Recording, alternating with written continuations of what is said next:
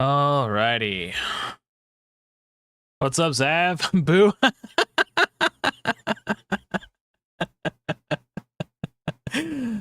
Thanks, buddy. Appreciate that.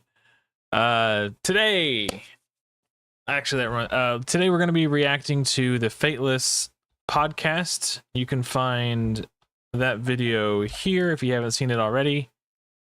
And then after this podcast, we're going to react to the video that Ash posted with Hell Hades. I haven't seen either of these yet. So you're going to get my real-time thoughts and reactions to these. I'll go ahead and link this video too, as we will be watching this one next. We're going to start with the podcast. I feel like this spawned a lot of discussion in the Discord this week, and I have not seen it yet. Are you guys conspiring against me? Were you having a secret conversation like, hey, when Adam goes live, let's boo him? What's up, Mirth? Hey everybody, welcome to this week's Fateless podcast episode. We have got Simon here from the Fateless side of things, and then joining us we've got Ned and Nine. So today's podcast, you know, I was recently on Ned's channel to do his podcast, and he wasn't wearing the sheriff star or the hat or the glasses. And I think at some point he referenced them. I don't remember if it was before we started recording, during the podcast, or after the recording. But I didn't know what he meant by that. I would just like kind of laughed and nodded along. I was like, okay, like this is my first time seeing him in the full getup. I love it. Sheriff Ron, is that a roleplay character that he does? I don't know. Anyway, I'm excited. I had a really good chat with him. Nine has been on the channel on Podforge as well. So yeah, should be a good one. Let's go ahead and like the video. going to be talking about some of the topics revolving around community and all the things involved with that. And then we're also going to get to a bunch of your questions that have been submitted. So it should be a lot of fun. Simon, how you doing today? Yeah, doing really well. Yeah, it's going to be a fun one. I must say I've been watching some of Ned's own podcast style, so it'd be cool to have him on ads and and sort of fire some questions maybe back to him as well. Awesome. Yeah, but I'm looking forward to it. Yeah, and then Ned, if you want to introduce yourself, please. Well, thank you very much for having me today. I would like to say to everybody that unfortunately Ned could not be with us, and so I'm here in his place. My name is Sheriff Ron Montana. I have played Godforge, and I'm intimately familiar. Ned has prepped me with some note cards here, so should be top of mind. Appreciate the time. Thank you. Awesome. And Nine, thanks for joining us. Yeah, well, good to be here. I'm Nine. Probably see me in the Discord, moderator of the Discord, member of the Hive Mind, the best Pantheon, TM. Yeah, I'm good. I'm excited to come here and like talk to people. You know, I'm doing a podcast first here with the no webcam because mine's being loaned out to my nephew. But so here we are. Cool. Awesome. Sounds good. And your mic's a little quiet. If you have a way to turn it up a bit, that'd be cool. If not, that's okay. I'll try but getting closer. Okay, cool. Thanks. And then yeah, Simon, did you want to kick us off? I like how, so if you guys don't know, the Fateless has a person who is hired to be their video editor. His name is Grimjow. I like how Grim just put the image of Nine up there when Nine is speaking, rather than like showing everyone else's faces. It's like close up on the portrait. That's really funny. Yeah, sure. Yeah, so I guess that one of the biggest, pillars of Fateless is community. It's really important to us. It's really important in terms of how we lay out our content plan, how we lay out a kind of like interaction. And I think for me personally, like the alpha was a real highlight of that, to see, Nine, you mentioned there, your Pantheon, Hive Mind, but to see different Pantheons forming, to see massive interaction between different players as you were kind of like pushing through the alpha. So for us, that felt like a really, almost like a pinnacle so far of community being involved, really sort of ramping up. I guess maybe throw it over to you, Ned, like, how did that feel for you? You said you played in the alpha, how did that sort of feel for you? And is it what you've experienced elsewhere, I guess? Yeah, I do say in my own way, and also Ned has brought this up on the podcast many times, that the community aspect is probably the second most important thing about the game. I think first most important is good gameplay. Good gameplay makes a game. Second most important Without good gameplay, there would be no community around the game. So he actually raises a very good point there. I agree. is a community, because how many of us would have stuck around in Raid Shadow Legends if there had not been that community? If there had not been engagement. You wake up one day, you realize it's a job. Why are you still playing it? There's got to be a reason. For me, it was always a community. It was watching you, Simon, watching you, Brad. I followed you to Diablo Immortal because of Raid Shadow Legends community. Oh, okay, awesome, yeah. Case in point, Aftershock. Every time I ever quit Raid, the reason I always came back is because I stayed in my old clan, Raid Shadow Legends clan Discord, and it was former clan members like who missed me and wanted me to come back, and they would message me like, "Hey man, like it's not the same without you. Come back, we miss you." Like every time I quit, I came back because of my clanmates in Raid Shadow Legends. I played that game for many years longer than I would have if it wasn't for my clanmates over there. Shout out to, what were they called? Sins of Exile. United. And all of the extraneous things that happened that had nothing to do with Plarium. So raid awards, free-to-play contests, account giveaways, just so rich of an ecosystem. And what about you, Nine? So obviously, you were helping us try and manage the Discord as well as playing the alphas. How did you find it from that side as both a sort of moderator on the Discord, but also someone who was really active and wanted to push in the game? It was a lot, that's for sure. It was a good balance. Like luckily we have a great mod team. We brought some more on people for Alpha 3 specifically, to kind of help balance the responses, so that a couple of us who wanted to play a bit harder could really dig deep. But I was in there every time I had an auto stage. I'd pop in the chat, try and answer a few questions, look at my DMs, and it was honestly, the alphas was really great just to see the people and everyone coming together, sharing ideas, sharing insights, and like being helpful. I'm a moderator, right? So I know a lot of the answers to these questions, but you see so many members of the community, they know these answers too, and they're like that, and I'm like, yeah, what he said, like Yeah, definitely, yeah. That was something that I found to be really spectacular, was trying to balance playing the alpha and moderating the Discord and helping out the Fateless team because they were super busy too. So it was like I'd go into the Discord when I would be auto farming or whatever, auto climbing, and I would see questions and I was like, okay, I got to answer this. And as I was typing the answer to the question, I would see a member of the community answer for me, and likely because they have seen us moderators answer it so many times, like the people who are super active were answering the questions for helping us help them. It was really cool to see the community pitch in and help out. It was really neat. So I have to like delete the answer that I was typing because someone else answered. I'd go to start answering another question, and then someone else would answer it before I could. So I'd delete that message and go to answer. Like eventually, it was like, am I even needed right now? I don't know. It was cool. It was so unreal, actually, from that side of things. It was because you do see the same type of questions again, especially, Alpha 1. The game was pretty buggy, right? It was hard yards in Alpha 1, but there was a lot of people that started to really support when we were under the fire a bit. We were trying to make sure that we were getting fixes done. We were answering people's like challenges. It actually, Mythology, I would say it became a race against Zavarok because I'm pretty sure he's a robot. As best as possible, and actually, so before the alpha started, I would check the Discord activity of basically all the most active people in the Discord, and before alpha started, I think it was Crouching Grandpa had the most messages sent of anyone in the Discord, and then Susie was the next one, and then it was me, and then it was Ragewood, and then the next one was like Hell Hades. I had like 50% more than Hell Hades, and then like Ragewood was right under me, and I was right under Susie, and Susie was right under Crouching Grandpa. After the alpha, I'm pretty sure Zavarok was so active during the alpha, he actually surpassed me in terms of Discord activity. He went from like just starting to like, he went from like 0 to the top. If there was a leaderboard, he would be at the top. It's insane. Yeah, he was probably the biggest asset to the mod team during the alpha. it was, for me, it was like, wow, this is amazing. This is amazing to see, not just the moderator group and perhaps some of the content creators, but also just the players, that are like, look, we've seen this happen for someone else. This is what you need to do. It actually became really, really,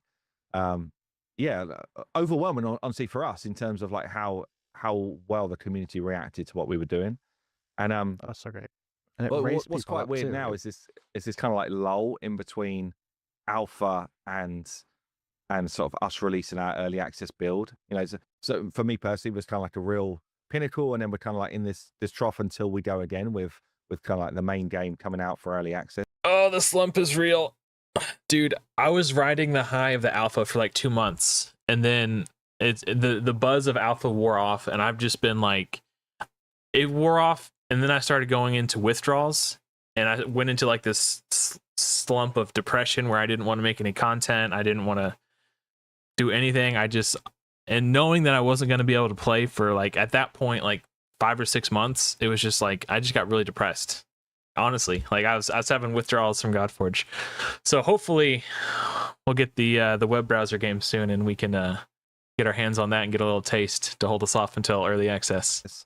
So I guess like how have you guys found that this kind of like transition? One thing that Sheriff, jump in. Yeah. Thank you very much, son. Call me by my first name, Sheriff Ron Montana.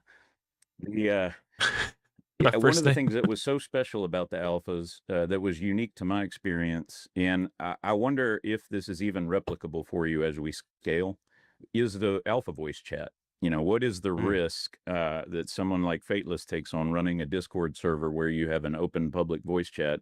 The payoff was incredible during the alphas. In the future, if there's 100,000, 1 million players, is that something that it can even ostensibly happen? But that formed many of these pantheons, nons included. Yeah. I would say I was actually surprised. So, we opened up the first one, and I was thinking, is there going to be anyone that joins this like Discord chat and actually actively goes in there? And I'm coming from the days. I'm a TeamSpeak guy. I'm a Ventrilo guy when I used to play with my clans in World of Warcraft, and I could still hear the Ventrilo noise of opening and closing your mic when you had push to speak on. Counter-Strike, all these games, like that was like where we hung out to play, and so I'm used to it. Actually, I'm used to hanging in a chat with my pals as I'm playing games. But I guess when it was suggested, should we open up a couple of voice chat rooms in the Discord for the alpha, I really thought they would just sit empty. I did not expect to see the constant activity in there and the kind of like support that was coming through. And like you say, that ended up probably being the reason that a couple of these pantheons formed, and probably others started to form around it, because it's suddenly becomes a movement, doesn't it? It's like, well, hold on a minute, who am I going to join? Where am I going to sort of land? So were you actively in there, yourself throughout the alphas? Oh yeah. I looking back on things, I wish that I had asked to be an alpha 1. I had skipped that and said, put me in alpha 2, because I don't need to be part of that really important wave that y'all have. And I didn't join voice chat till probably halfway through alpha 2. And so I met a lot of the. I forgot that he didn't become a content creator till after he already started playing. If he had become one before, he could have got into alpha 1, 2, and 3. So it's kind of a bummer he missed out on that. Characters that went on to be the bad guys, if you will, and tried to win all the tickets for themselves, but they were all gentlemen. They were all very kind. I learned a lot, and that set us up for alpha 3. Sage and I hung out a lot. We had a lot of fun in alpha 3 chat. Almost every minute of playing the game on PC was spent in voice chat. That's cool. And so obviously you've moved into doing a podcast right now, so you're generally pulling in people from the community. It's more of a generalist podcast, I would say, in terms of various gaming, but also music and other sort of subjects. I guess what pushed you to go in that direction? Yeah, it's a really interesting trajectory. I had not necessarily planned on becoming a content creator within the last few months. I will say Sheriff Ron Montana's YouTube channel will be launching in 2026. look forward to it. It will be completely unrelated to gaming. We will be exploring Montana together and taking in all the sights and sounds. So for the 0.01% of the U.S. population and Canadians that care about that, please join. But Ned really loves gaming. Boy, Ned loves gaming, and I'm here for it. The question came that there was a bug that Ned wanted to submit with regards to Maria, and I'm sure y'all have seen it at this point, but towards the end of Alpha 2, or Alpha 3, sorry, it turned out that Maria's AoE would see everybody's buffs and then apparently calculate the damage in full per person, having counted all of the buffs that it could see. So you could AoE for, 500,000 team wide without splitting the damage. And See, I didn't know about this. I used Maria Marevna in Wave 1 when I beat it with rares, but I wasn't waiting for all the buffs to go out before I used her abilities. I was just using her as a damage dealer to kill everyone before anyone on the enemy team could even get a turn. So while I did max her out and I did build her and I did use her on my team and she was part of the strategy that allowed me to beat Alpha 1 with rares, I wasn't using her to her full potential, and to me I find that very funny. it was a easy way out of 142, 149. And when I discovered that, because I didn't have Zeus and I was struggling to get through it, or I should say, when Ned did, I was simply watching over his shoulder.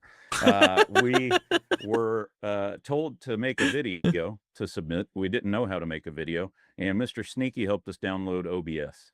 And that was the beginning of something beautiful. And then we tried to edit it, and Adobe Premiere is really expensive, so he told us to get DaVinci. Then we started editing videos, and we already had a decent microphone. So then we started talking, and rest is history. But the podcast will live on after Godforge, and hopefully blossom into something much greater, but would love to continue to bring Godforge personas back into that process.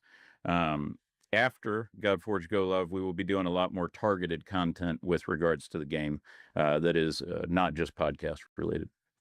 Cool. If you're a Godforge content creator and Ned reaches out to you to be on his podcast, I would highly recommend it. He's a very, very kind gentleman. He's a very good listener, and he asked some really good questions. He invited me on, and we had a great conversation. We talked for like 30 minutes before we started recording.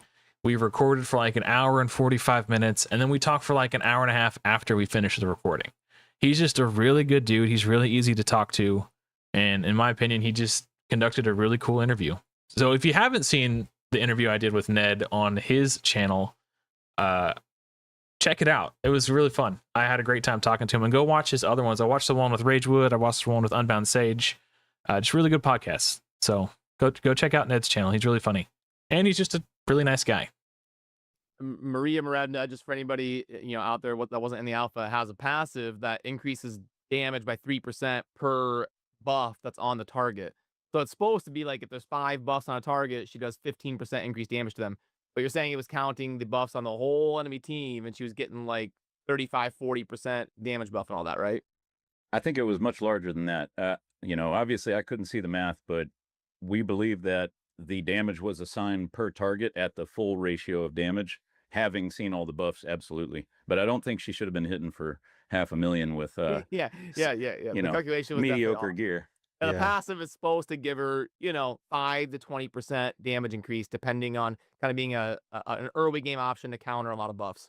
I will say though, one of the most fun elements for me during the alphas was seeing just like how deep. Before they move on to the next, I want to rewind a little bit because I missed what he was saying, because I was thinking about what Brad was talking about. There were so many little things like that in the alpha, and there are so many heroes that didn't get played, because what a lot of people tend to do, not everybody, but what a lot of people tend to do is, rather than take a chance on a character who looks interesting and play them for themselves, what they will do is they'll ask somebody, who should I build? And then they'll get told who to play, and it sort of creates this ecosystem where everyone's playing the same characters because it's solved and we all know what's good, right?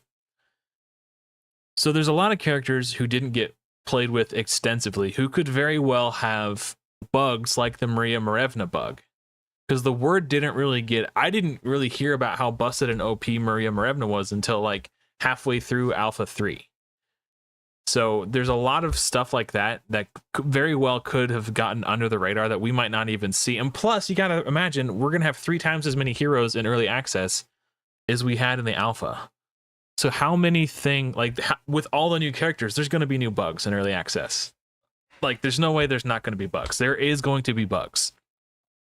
So I imagine there'll be probably monthly patch notes fixing bugs leading up till full launch. So it'll be a fun time for everyone. If you missed out on the alpha, don't worry, there'll be plenty of bugs to squash in early access, I'm sure.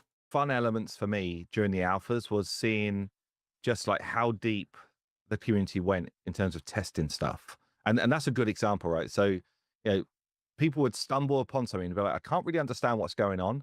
I know it's broken. I know it's really fun. And I'm going to like double down to see exactly what's going on and try and get this working. So, and that's a real credit to this kind of like wider community that are super invested in exploring the game.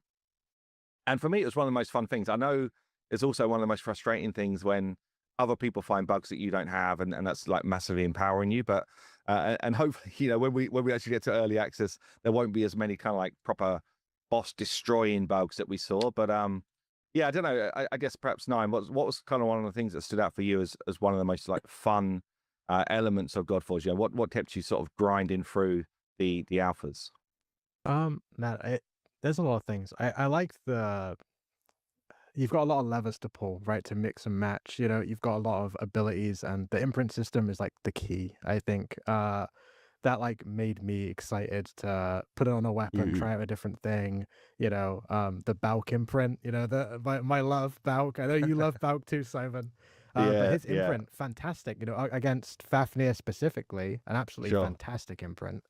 He has a chance to counterattack whenever he gets a debuff. He brings up a really good point with the imprints.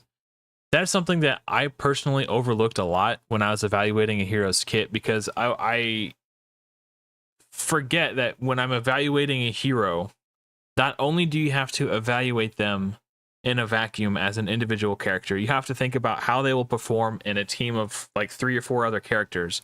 And on top of that, you have to think about their passive and how it can be applied to other characters on your account. It adds such an extra high level of strategic depth and complexity that, as the type of person who tried to do as much solo as possible, I overlooked imprint combinations a lot when I was playing through. It's not that I'm anti-community, I just really find joy in trying to figure things out myself.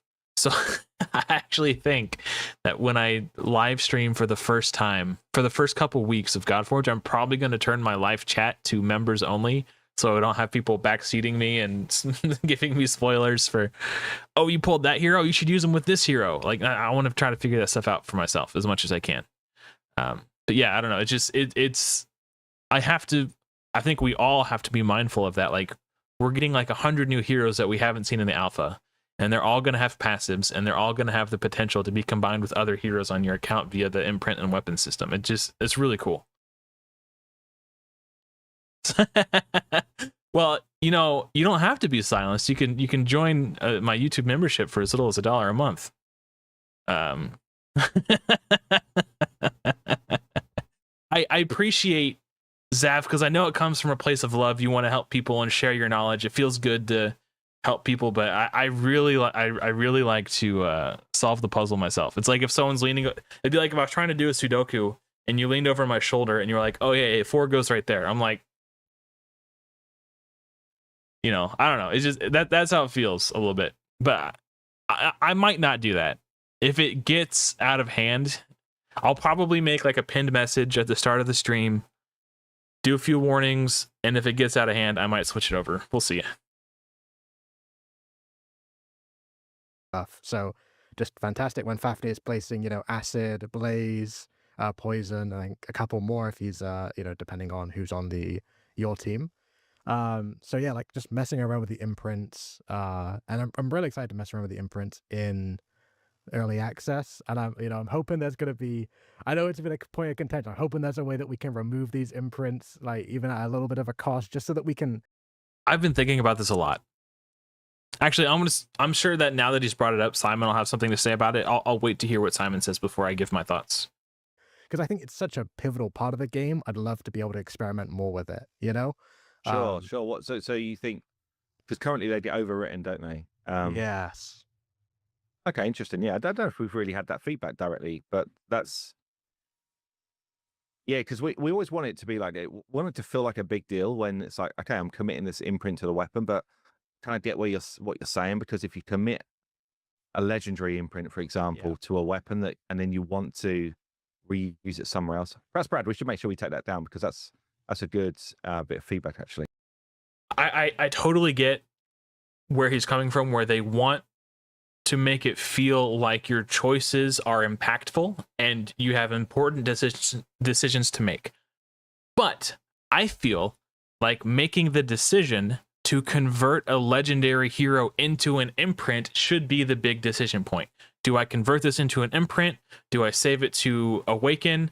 Do I keep it in case I want a duplicate to have two builds of the same hero for different style of teams? Like, you can't use two at the same time.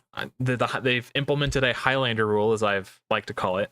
But the decision point to convert it into an imprint should be the big decision point. And then being able to slot it in and out of your weapons should be available. And the reason I say this is metas shift and change. So you could have an imprint on a weapon on a hero that's really good in the current meta. At the time that you made that decision, it was 100% the right decision. Now all of a sudden, there's a shift in the meta. And all of a sudden, that objectively correct choice that you made might now be suboptimal. And how bad would that feel if you sacrificed a legendary hero because it was the right choice at the time, and then get punished 3 months later when the meta shifts? And now you feel like you wasted that extremely valuable resource.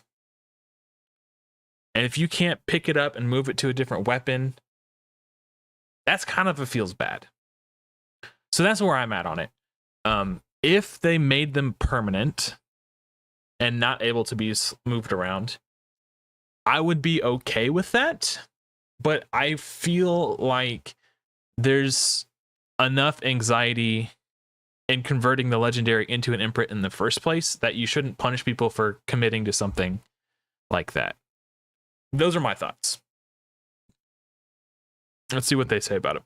Especially for me, I feel like the weapon and imprint system is like one of our standout elements, and then ultimates as well is just kind of like in terms of strategic gameplay. It feels like that's another one which is super fun. I enjoyed the ultimates. I liked the I liked the older Divinity generators a little bit better, but maybe that's just because I had infinite ultimate teams. Yeah. So it was That just was a fun bit busted. to just, go again, right? So I've been a little bit biased there, but like it's interesting to have these Divinity generators, and you can even pair them with imprints. Like, if they get Divinity per debuff, you have like an Asag imprint who has a chance to place Blaze, and then you've. Oh, so you're saying if they offer like an imprint as a resource within the game's economy, that's interesting too. Hey, good morning, Joy B. Yeah, I think, but still, like, unless I'm trying to think. So let's use Hercules as an example. He's got the passive, if he would die, instead he goes to full life instead. That's a very powerful passive to put to imprint onto a weapon. And I can see that being used in an arena defense team, for example. Unless they're offering exactly Hercules imprint again in the future, like, yes, they could offer them, but how do you... I don't know. I honestly have to see the economy that they have planned before I can give feedback on whether it's a good idea or not. Yeah, so we do know that imprints will be a reward in the game. But is there a way to choose which hero it is you're imprinting? Like, is it like for example, let's use Raid Shadow Legends as a parallel because it's a game I know most people who are interested in Godforge are familiar with, myself included. The Awakening system, what is it? The Altar of Souls in Raid inside your Bastion. You go in and it refreshes every 12 hours. And like if it was like that, where you can save your resources and buy the specific imprint you're saving for, I don't think they would need to make them interchangeable. It wouldn't be as important. And if you could earn them as rewards or earn a currency for the shop to buy the specific ones you want, I don't know. It would, in my opinion, it really comes down to how they implement the imprint system and how abundant imprints are awarded to players, and how difficult it would or would not be to get specific ones that you need for your accounts, things like that. There's so much nuance with it that it's impossible to say what they should do at this point until I see what they currently have, and then would be able to offer feedback on it. Yeah. Got a better divinity generator. You got a better engine going on. So like that combination of, you know, kits, divinity generators, ultimates, and imprints, and weapon skills, right? I know we've got, you know, probably some new weapon skills coming up. Some are going to get reworked, some are Yes. going to get changed. So I'm There's a excited lot, to see actually. what There's a that lot of brings. change Oh yeah. stuff around weapons because we were like, weapons are really fun. Let's make sure that they're even more like dynamic and Yeah. like impactful.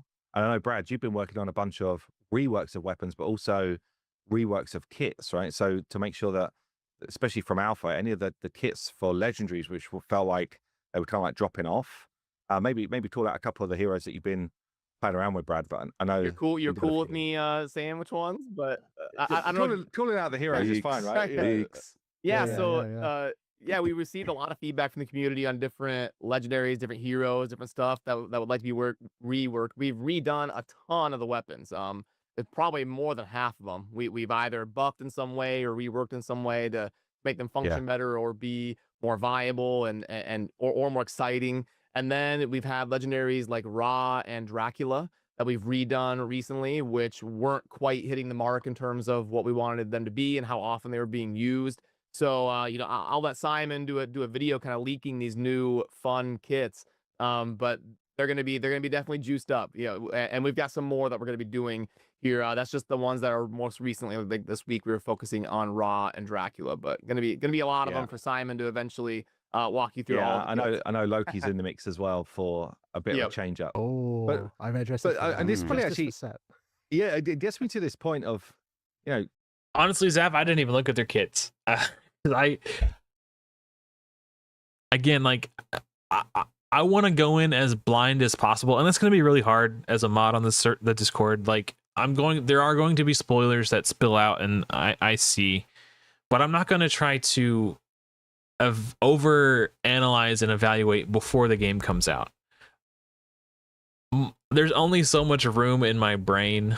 There's only so much storage space, so I want to go in blind. I want to learn the heroes that I pull specifically and try to figure out, rather than wasting all this energy on heroes that I may never even see. You know, I'd rather focus on what I know that I'll have, like what I pull, focus on those ones. And then once I've kind of got the game down and, you know, I've got the things on my account sorted, then I'll probably go in and start learning all the kits. And, you know, I don't know. I don't want to overload my own brain. So I didn't do the content creator leaks that they did for those 3 heroes. I haven't looked at them. I didn't watch any of those videos. I didn't look at the kit folders that they give to us. I didn't see any of it. I want to go in as blind as possible. I think it'll be the most fun experience that way. Nerd.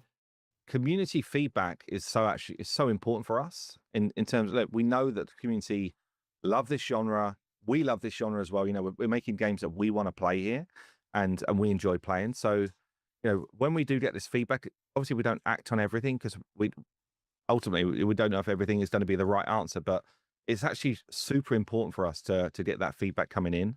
I'm curious what you guys think, like as the game goes into early access and starts to grow and get a wider player base.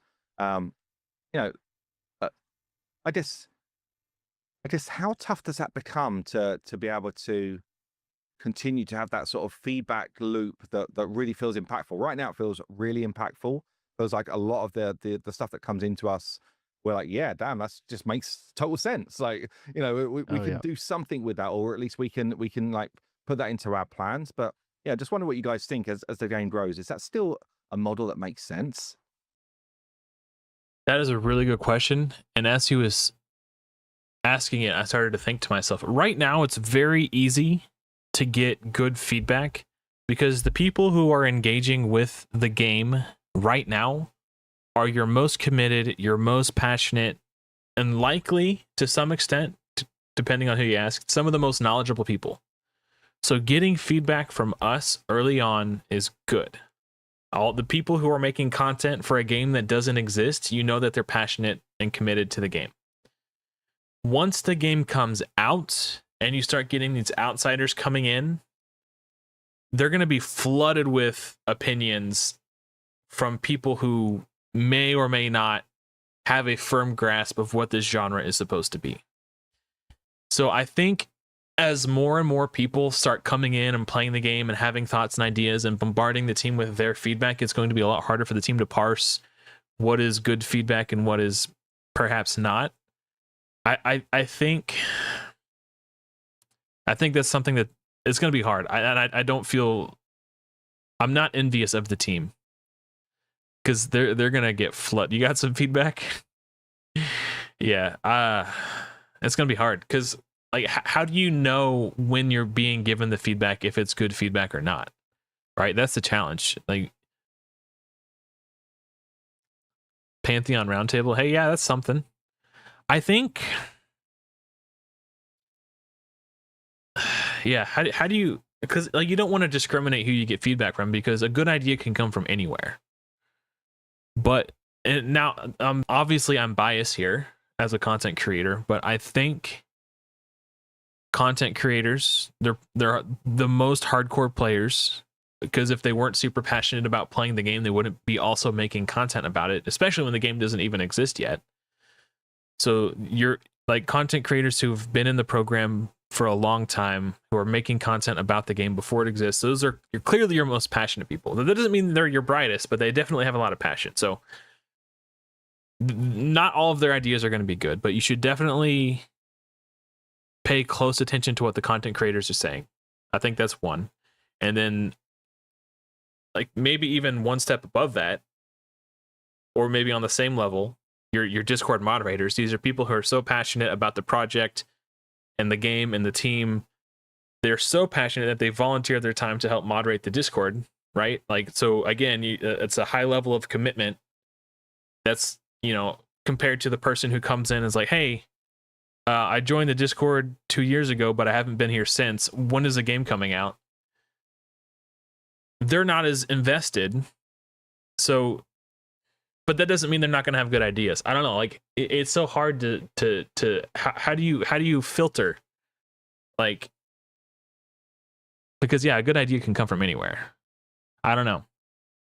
Please don't take my feedback. Okay, I'm going to take your feedback, Joyby. So since you told me not to take your feedback, I'm going to listen to everything you have to say. I think so.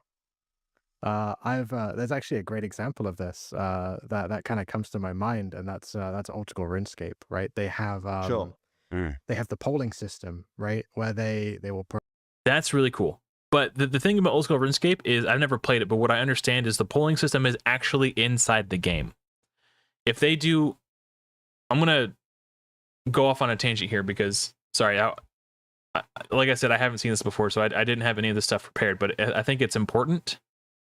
So I want to bring it up. I don't want to not talk about something that's important. So Fateless has been doing polls on their community page, which is awesome. It's better than not doing anything. But the people who are going to participate in a poll are your most hardcore, most engaged audience. And the most hardcore, most engaged audience don't always represent the majority of the audience at large. And what I mean by that is this poll has 471 votes. Okay. They have 98,200 subscribers. Okay. So let's look at this real quick. Let's do some quick math. 98,200. And how many votes did that poll get? 400 something?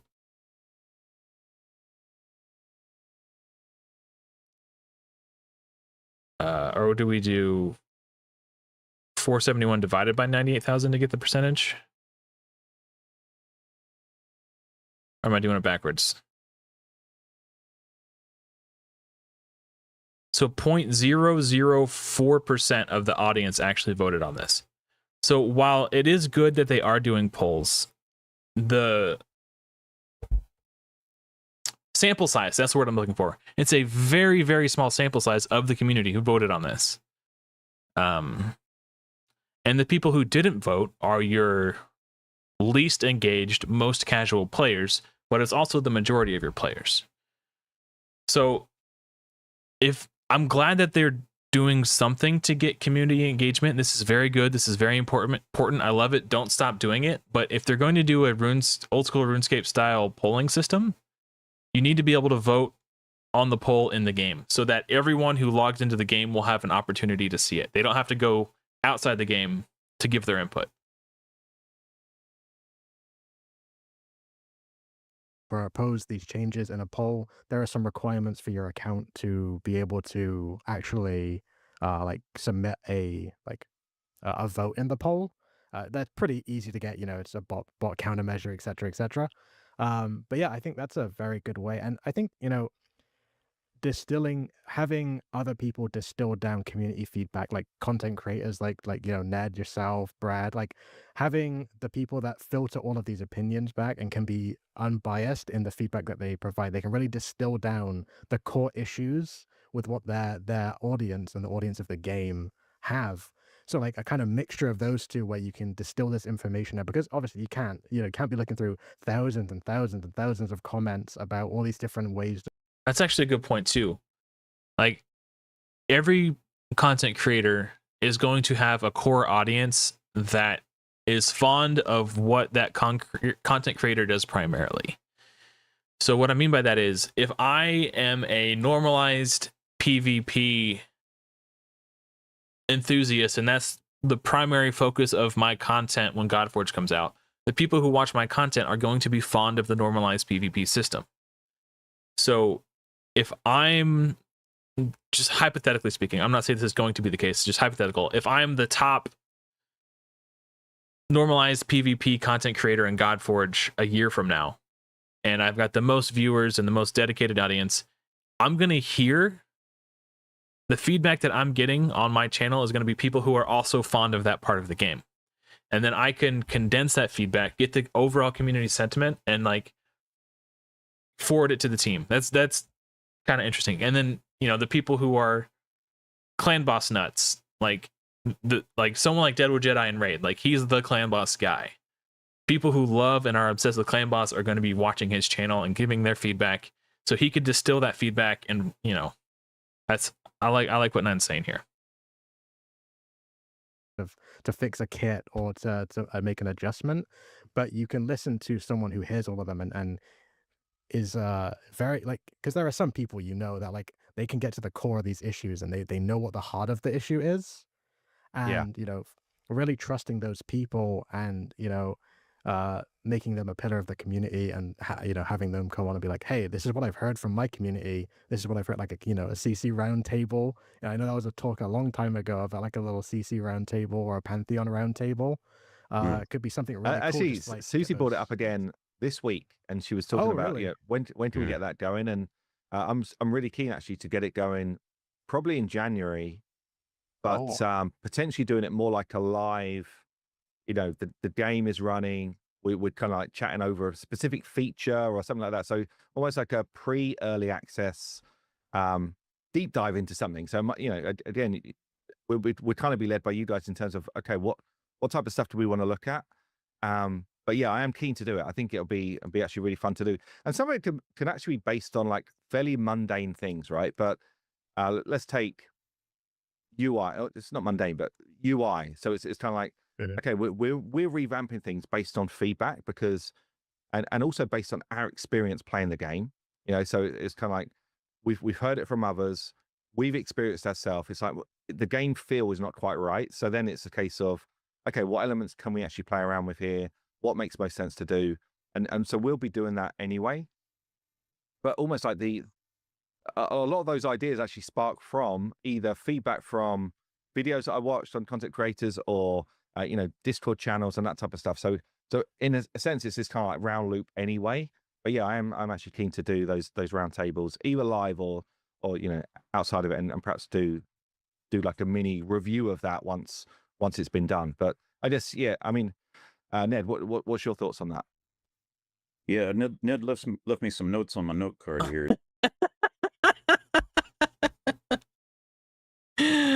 I've never been part of a roundtable discussion. I'm curious to see how it would work.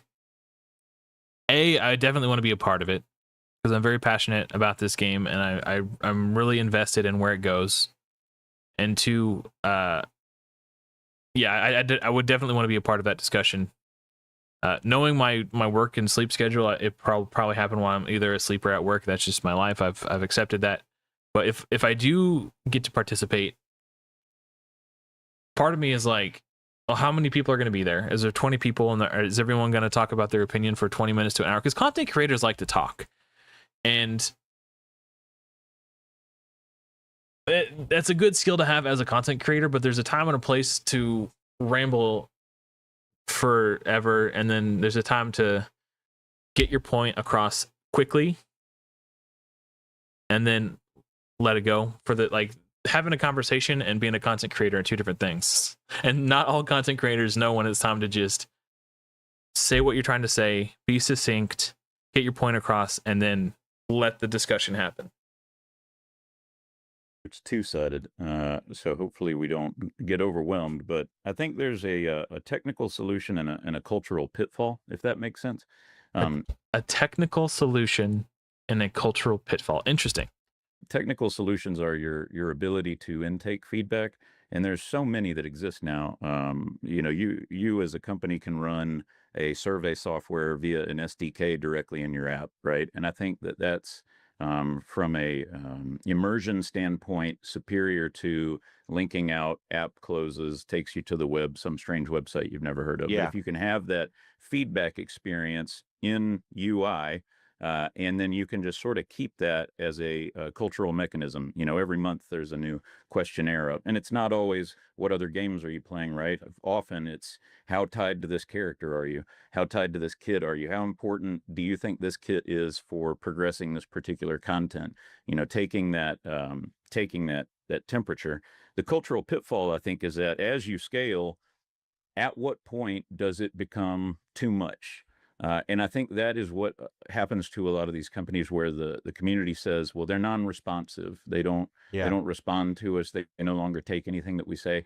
It's probably not because they're bad people or they don't care about the community. It's probably just because they got 3 people who are taking in 10,000 comments a month and they just can't keep up with it. And so the cultural pitfall is, how do you mitigate that and still take valuable feedback? I think Nan touched on something which is almost like republicizing or hierarchizing feedback pockets. So, can a cluster roll up a cluster sentiment to Fateless directly from, 1 or 2 personas or 1 or 2 paths where, they're taking the vibe of their community, they pass on the information, so on and so forth. That's really interesting. I like that Ned also mentioned having the feedback system or poll directly in game. Forcing people to leave the game to engage with it means like 90% of people aren't going to engage with it. So having it in game is important so that everyone can access it. And then again, I think it's nice to see that basically what I was saying, like if you're focused on one particular part of the game as a content creator, the people who love that part of the game are going to migrate to your channel, and you're going to get those people's thoughts and be able to hyper focus it. So rather than 10,000 voices, it's one voice speaking for 10,000. Yeah, so So do you think then there will be, or there should be, like certain groups that almost have that direct communication, and how do you feel like other groups would feel if they're not in the mix of that? Yeah, and again, that's another tough one, right? That's actually a really good point too. Because what if you're a single player? You're not part of some massive pantheon. You're part of a 30-man clan or guild or pantheon yourself. You don't have, you're not being represented.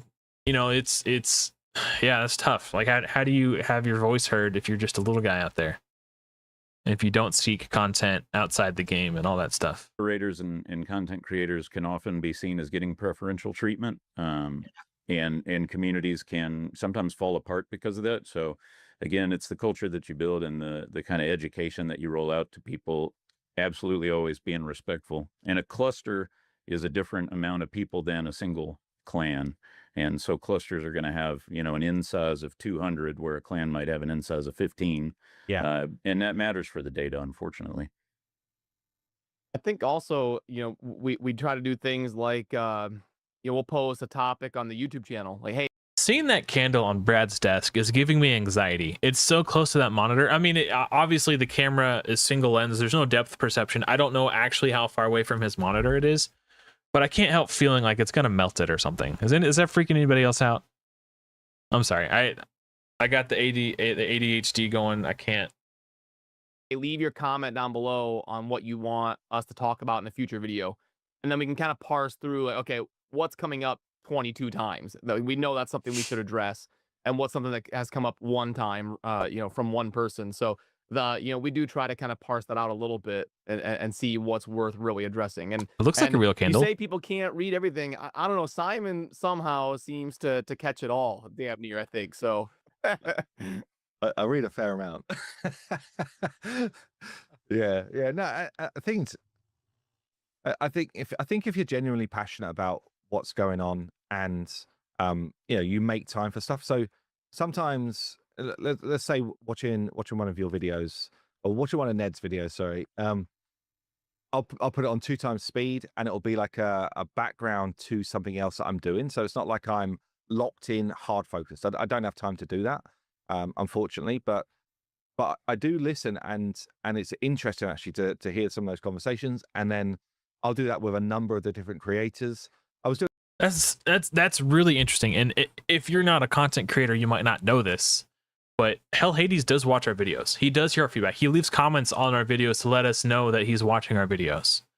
He'll reference things. Like, I'll make a joke at the end of my video, and when he leaves a comment, he'll reference the joke I made to let me know he made it to the end. Like, the team is paying attention.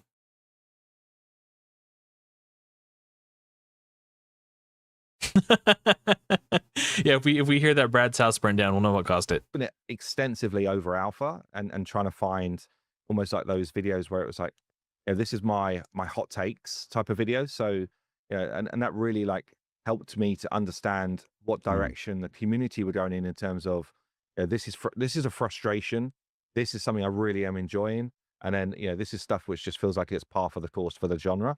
So and for me it's like, okay, is that different to what I expect?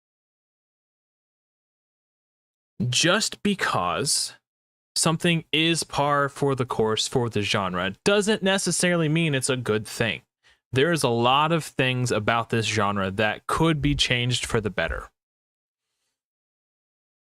And I'm going to say, when I made my rant video, I don't know if it was Alpha 1 or Alpha 2, regarding the gratuitous amount of player tax for doing literally everything in the game, there was a gold cost associated with it. This is frustrating. It feels like you're getting needled, and I didn't like it. There was a lot of people in the comments saying, that's just how this genre works. And I always said, it doesn't have to be that way. We don't have to feel like we're constantly being oppressed with everything we do. It's not a good feeling.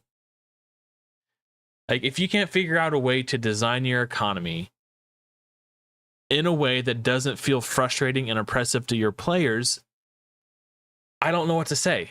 Like, it just because it is this way in other games in the genre doesn't mean it has to be this way in Godforge. Like, that's the whole point of Godforge, is they're creating the game by players, for players, leaving out the bullshit, improving on the things that needed to be improved upon, and just making a better game. And it's such a small thing that they could do. And I gave the feedback early enough that they should be able to fix it if they really, really wanted to. But it just blew my mind that people were like, well, this is how it is in every other game, so it's fine. I'm like, but it's frustrating in every other game. Don't you want Godforge to be the game we all deserve? You know, like, I don't know. I don't want to go too much down that rabbit hole, but I just wanted to get that out there. Just because it is that way in other games doesn't mean it needs to be that way in Godforge. Some things are worth changing. Expected people to be talking about, because some of the things which we play in the game day to day, in terms of builds, where sometimes you can almost like be blinkered to stuff which feels obvious to other people. So for me, that was really interesting. I'd certainly picked up a couple of frustrations which I didn't expect to even be a thing. People talking about it feeling like there's like a gold tax on almost everything. And I was like, well, I guess you do have to spend gold everywhere. So it wasn't ever a thing that occurred to me that felt like it would be a frustration. But again, it's not until you let thousands of players come in and start to feel the game and feel the economy and that type of stuff, and then actually it starts to evolve our thinking on different areas. Was there anything that stood out for you in terms of, I wish this was improved from those alpha experiences? Was there like a top one or two things? For me, the only thing that really bothered me about the alpha was the gold tax, because I was trying to level heroes. Like, experience was never the gatekeeper for leveling up a hero for me. I always had plenty of XP and I had plenty of food, and I'd be leveling up my heroes to make my next 6-star, and gold was the barrier. Gold shouldn't be the barrier for making a 6-star. Experience in food should be the barrier for ranking a rank 6 hero. It's just really, and then you spend all your gold, because like when I get stuck on a level, the first thing I do is I upgrade my gear. You upgrade your gear, you level up your heroes, or you rank up your heroes. Oh, I don't have food to rank up my heroes, so I'll level my gear. I have gold to do it. So you spend all your gold leveling up your gear so you can gain more power to go make more progression. And then you get stuck again, like, oh, I'm stuck again. I need more power. I need more stats. Let's rank up my heroes. I go to rank up my heroes. I farm the food. I farm the XP. I go to rank them up, and then boom, I hit a wall, and I can't rank my heroes up because I spent all my gold making food. And it's just like, wait, now you're telling me I got to go farm gold? I just spent all my gold leveling my gear, because that's what gold is for, right? Leveling up your gear. That's the primary resource for leveling your gear is gold. And now I'm out. So now I gotta, before, like, I did all this work. I had like 2 million gold, and I farmed the XP and I farmed the food. And then as I'm leveling the food up to sacrifice and convert to spirits and make the next 6-star, I run out of gold halfway through. And I'm like, you tell me I got to stop what I'm doing to go farm gold now? Like, it was ridiculous. It really was the one and only pain point for me during the alpha. Well, I'm glad to see that at the end of Alpha 3, he did a huge goal. I think he gave everyone like 10,000 gold or something like that, because even he realized that gold was a pain point. So hopefully this is something that they're looking into and that they'll fix. Thanks. None. Golem did give plenty of gold. That's not the point I'm making. The point I'm making is it's frustrating as a player to constantly be needled by being forced to spend gold in literally everything you do. The fact that I would have to stop what I was doing and then go farm gold for 2 hours just so that I could finish ranking up the heroes that I've already farmed the food for. That was frustrating. That was not a pleasant gameplay experience. Like, I don't know. Shoot. Especially when I had already stopped to go farm the XP and then go farm the XP and the food. Okay, I did the math. I've got enough XP. I've got enough food. And then it's like, oh wait, now you're telling me I also have to go farm gold? Like, I don't know. Maybe I'm crazy. I don't want to go off on this topic anymore. I've given my feedback. I've given my thoughts. I'm just ready to move on. tackle that one first. I got to look through my notes. I was gonna, you know what? Okay, I Sheriff? missed what they're talking One or about. two was improved from those alpha experiences. Was there like a top 1 or 2 things? Nan, why don't you tackle that one first? I got to look through my notes. I was gonna, you know what, Sheriff? You've got me. All right. Well, you know, we can riff. We can riff. Yeah, no, I think, you know, obviously, you know, the bugs was the main, you know, frustration there. But I think for me it was like, funnily enough, in the end of the alpha, and it kind of ties back to that the imprints that we talked about earlier, is that I actually I mean, we all know what I was using at this point. You know, we were using the Lady Jacques. I actually ran out of Lady Jacques imprints. Oh, Because that's I was funny. trying them on so many different weapons and units, because I was Right. trying these combinations out. And so, like, yeah, you know, whilst I really like the permanency idea of it, and I like the idea that it should cost something to change these imprints out, be it the weapon, the imprint, or some sort of third party cost gold, a specific currency, an extractor perhaps. You know, when When you're saying you felt that as a pain point as well, do you mean the Lady Jacques imprint thing, or the thing I was saying about the gold? when imprints is like one of the really core unique selling points of the game, I love that I can just keep experimenting with them, you know? I love that I can get a new weapon, be like, oh, this imprint that I had, oh no, but it's on, you know, it's on my Mjolnir. I can't put it on my, you know, my Thunderbolt now, you know? Like, I think the ability to mix and match these things is like a core philosophy of the game. And I would love if like that was easier to access, because then I don't feel bad if I put, you know, my legendary imprint, my you know, uh my King Arthur imprint on Excalibur, and then I'm like, well, actually it might be better on Mjolnir. Yeah. Yeah. And you I know, hear what you're saying, actually, big time. It yeah. does make a lot of sense. Does make a lot of sense And- that would be yeah. something we need to tackle. Yeah, Uh, the hard part with that from a design standpoint is it sounds amazing. It's like, yeah, let players do this customization. One challenge that pops up with it, which isn't necessarily a deal breaker, it's just something to consider, is that, you know, if you can move, like, let's say you've got 5 really good imprints, you're gonna feel kind of forced to, okay, I gotta go put them on my PvP heroes because I'm gonna do arena for the next hour. yeah. that's And true. then you're gonna be like, okay, now I'm gonna switch to dungeons, so I gotta go remove these imprints and put them on these different heroes that I'm gonna use for dungeons. It's either that, what Brad is saying, or get 2 identical weapons. Like, I like this weapon on this hero for both PvE and PvP. So you have this weapon with this imprint. Like, just being able to swap would make everything so much nicer. And I'm gonna go do the Pantheon boss. Okay, shoot, I gotta go grab my imprints and move them over. And so what we've noticed is players tend to do that, is they'll compound all the value into the best things and then just move them around constantly. But you did make a good point that you can just make it a resource, or you can kind of adjust some sliders to kind of make that a more realistic thing. But in terms of moving imprints, it's definitely something on our radar that we discuss. And also, you think that's a good thing, right? So you think, if I can move everything around all the time, that's going to be optimal for me. So I like that. I already know where he's going with this, and I do agree to some extent that if you're constantly swapping out your imprints for any time you engage with a different piece of content, you put a different imprint on you move this weapon on and then you attach this imprint. If you have to do that for 5 characters for every dungeon, you're going to lose track of where your imprints went. It's going to be a hassle and a pain in the ass. So I don't think it should be free. I think it should be possible for players to remove imprints from their weapons, but to be able to do it for free is too much, because yeah, that's too much. Too much freedom can be a bad thing. Yeah, I think all of us are in chat are in agreement there. Now, I've played Watcher of Realms where they just let you do that with gear. Like, they just let you move anything, whatever you want.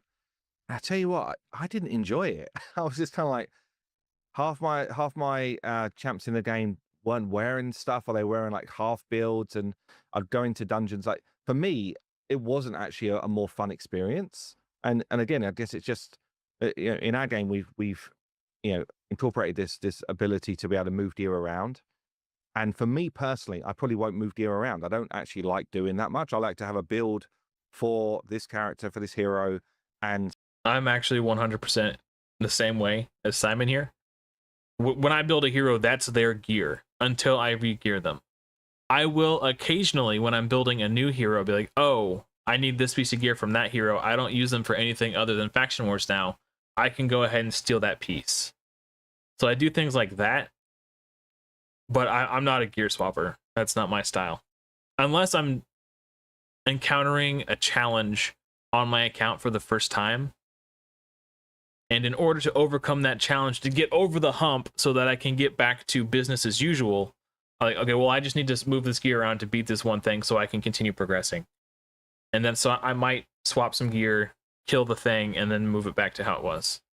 and again, everyone plays in a different way, but for those that want to min-max, it actually adds a lot of extra time and effort to do those type of things. And that's actually a good point from Simon, too. For min-maxers, it gives them the capacity to, if they want to work extra hard and stress about moving every little piece of gear for like every single time, they like allowing the people who want to go super hard to do that is interesting. But at some point you do have to protect players from themselves, right? I don't know.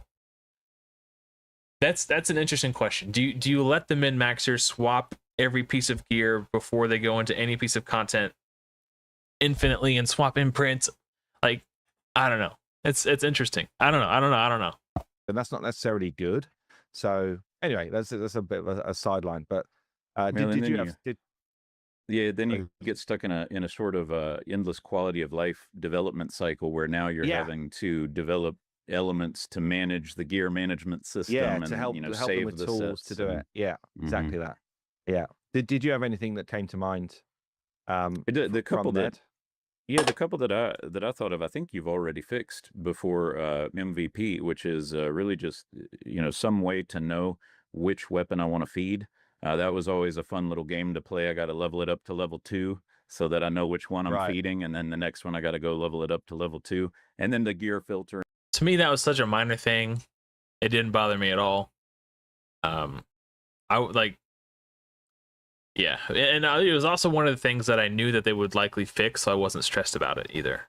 And whatnot, but I think obviously we knew that a lot of that was coming. I think you've already worked it out. Yeah. Well, I'd love to talk about, before we get into some of the Q&A. You mentioned actually, we've done things like free-to-play series in the past. We've done, for raid and various other events like clan boss challenges. I guess what sort of things would you like to see from a community standpoint? What type of events would you like to see? What type of community interaction would you love to see from us? Yeah, that if y'all had listened to the most recent podcast with Adam, I think I mentioned it, but I'm sure you're aware of the mock Gara that Asmongold ran, that OTK ran with World of Warcraft Classic. Utilizing the World of Warcraft engine, they were able to do an entirely community-run, paid event with minimal help from GMs, right? I think right at the end, the GMs relocated all of the players to kind of a safe spot in the world, so there's no onlookers, gankers, anything like that. So I think you consider that Fateless can provide technical and non-technical solutions to community involvement. External forces can only provide non-technical, and so to make that amazing, I think, is to facilitate technology that allows for the community to do that. Some thoughts that I had, I mean, obviously we can't do a Makara, but we can do a permadeath arena ladder. That could be really cool, right? Maybe you seed all these accounts with fully maxed out characters, but they can only be used once. Every single character in the game. Now fight your way to the very last battle. When do you use? Oh, that's really interesting. So then the psychology comes in, like, do you use your weakest heroes early so you're not losing your best units, but risk losing? Or do you put the best people in first so you don't lose early, but then risk having them die and not be able to use them at a higher stage, a much more competitive stage of the event. That's really interesting. Your commons. When do you use the comp that you know is the best comp in PvP? But if you can facilitate technology, the community will absolutely run with it. Yeah, that's interesting. That sounds cool. I love that. So I think we've got a number of pretty exciting game modes planned over time That as well. in terms of normalized stuff and stuff which like pushes the boundaries of what's expected for this genre. But I do love these type of ideas where it's just kind of like, right, let's just do something that feels fresh, even as an event. But again, it just comes down to dev time and where does that sit in priorities, that type of stuff. But that's actually a very cool idea. Well, maybe should we jump into some of the questions from the community? Oh, wonderful. Let's get these lined up. Hopefully these are made. Ned messaged me the day before he came on the podcast and asked if I had a question that I wanted to ask the team. So, and he messaged me after he recorded it and let me know that he asked my question. So I'm excited to see how they react to it. For Brad. Primarily for Brad. For the viewers' enjoyment and to play along, Susie was supposed to be joining us today. She was unable to, so 9 is playing the role of Susie in the question section. First question, many of these are from Ned. Fair warning. Ned asks, Simon, what was the plan you were formulating in the event that the Raid Shadow Legends account actually won the race? Okay, so if you guys didn't know, there was an account on the Godforge leaderboard. The name of the account was Raid Shadow Legends, and they were hauling ass to the top. I think they finished very high. They weren't first. They might not have even been top 10, but some troll was really putting in a lot of effort to have Raid Shadow Legends win the Wave 3 competition. You know what? I was all for that, by the way. I'm just like, I'm down with the meme. so if anything, it was kind of like I thought it was a nod to what we've built over time. I had no issues with it. I was like, they come in. If Raid Shadow Legends want to come to Vegas with us, then they're welcome. The follow-up to that one is genuine curiosity. Did y'all ever figure out who it was? I'm trying to remember now. I don't think we did. Did you? They could, because there's an email address attached to every Godforge account. So if the Raid Shadow Legends person wanted a Godforge coin, when you submit the info for the coin, you have to submit your email address and your Discord name. So if they really wanted to find out, they could find out if you see who it is on Discord. And then possibly, but you also had to put in your Discord name. So I guess, I don't know, maybe there's a way that they could, if they really wanted to remain anonymous, that they could probably figure out a way to do it. But who knows? Remember, Brad? I don't think we did. Do you guys know? I don't. I was trying to figure it out. No, I'm not. I thought maybe it was that Matan guy from the Game Awards a few years ago. Yeah, no, I don't think we did. I know we had a few like fake names running around, but all right, moving on. Zavarok asks, Susie, how did your time as a content creator dealing with community managers on games like Dragonair help to influence your style? I think I just learned greatly. It's one thing to see it be done. It's a different thing to do it. I think you don't see a lot of challenges that these community managers have internally. But when you are a part of it, you kind of learn, you got to realize, oh, well, this is why they didn't do these things. This is why they didn't answer that quickly, because they had to figure out what the actual answer was. There might not be an answer. So I think it's, and I've spoken to Susie a lot about this. I think she's done a great job. And I think she's learned a lot from the mistakes that these other communities, but also the successes, right? I think, community managers is such a hard role because you have to absorb so much, and you are the lifeline between, the company and the people. You can't really ever lose your temper either. Like, even if someone's being a complete ass, if you're the community manager, you're the voice of the company. Now we have two community managers right now. There's Lady H and Susie. Susie is primarily charged with being sort of like the liaison. That's what I'm looking for. Liaison to the content creators. So I deal with her a lot. She, not just me, but all the content creators. A lot of times if we need something, we go through Susie first, and she'll engage with us and all that stuff. So she's been great. As a moderator and as a community content creator, it's been a blast being able to have Susie as our community manager. But yeah, I think she's done a fantastic job and has learned so much, even in like the short time, like from when she started. Like she's gotten better and better every day. One thing the entire community can agree on is that Susie is the best. I have never heard a negative word spoken. Yeah, she's awesome. Moving right along. Other than like bailing for the podcast, she's awesome. Yeah. Get it in there. Ned asks Brad, how many subscribers do you need to hit before you get a pillow, and is it in fact comfy? Oh, the YouTube pillow. Is that what you're talking about? Or yeah, it's always fun, to on the journey, and as Simon can attest with his backdrop, one of the things that constantly evolves is you're adding things and changing banners, and I need something for my background, and yeah. See, come on now, you see. But I guarantee if we look in 2 years, your backdrop will look different. You'll slowly, you'll add. We would have sent you all sorts of crap. You'd put it back there. Yep. So yeah, I don't think you can see it actually. It's up above. I do still have my YouTube pillow that says subscribe, but it's rather than behind me, I have things cluttering up my desk. I got my Derpy Douglas here. I've got a Father's Day gift from my wife and daughter. It's meant to look like Super Mario World, but it says Super Dad World, Adam's Adventure, and it's got me and my daughters on there on the front. I thought that was really cute. It's not a functional game cartridge, it's decorative.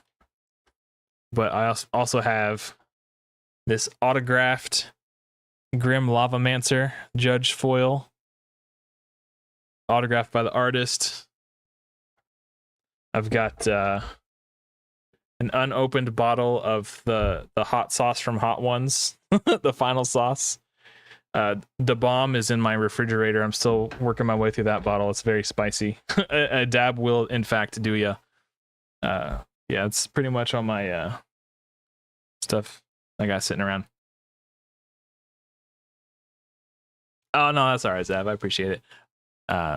It's sentimental to me, but I don't think as a community emoji it would, unnecessary. it's out of frame Well, here thank you, though. on Zoom. All right. Mr. Sneaky asks, Simon, when is Robin Hood being added? Oh, that's a tough one. That's the real question right there. Officially never. Unofficially, who knows, man? He's bound to pop up somewhere. Sham will get his way at one point. April Fools. It's got to be an April Fools. Yeah. So this is a big question though. So when he comes, are you like, he's got to be the best legendary that we've seen so far, or would you rather he comes in as a common and he's just a bit of fun? What do you think? Oh, I also forgot I have this Magic the Gathering Commander life counter that counts down from 99 to 0. This is from the original Commander's Arsenal set. I got it for the whole set for $35 when it first came out. I think now they retail for like, I don't know, probably like $300. If I still had all this, if I A, hadn't opened it, or B, still had all the cards, I could definitely have sold it for a profit. I think this life counter alone is worth more than I paid for the entire bundle. Sorry. No. In the middle, the best comment. I don't get to show off my trinkets. Pretty soon, I'll be able to have my Godforge Fafnir's Bane coin to mount on my desk pretty soon. Best common you've ever seen. Oh, the It's best actually common. Like an Yeah. epic or a legendary is a common. Yeah, That'd be yeah. hilarious. That could be funny. He's got to have a steel mechanic, right? You got to steel buffs. Yeah. All right. Ned asks, Brad, what is your favorite mobile game and why is it Diablo Immortal? It's definitely not Diablo Immortal. Yeah, favorite mobile game. Geesh. The only thing that has stood the test of time that I play consistently for many years is Clash Royale.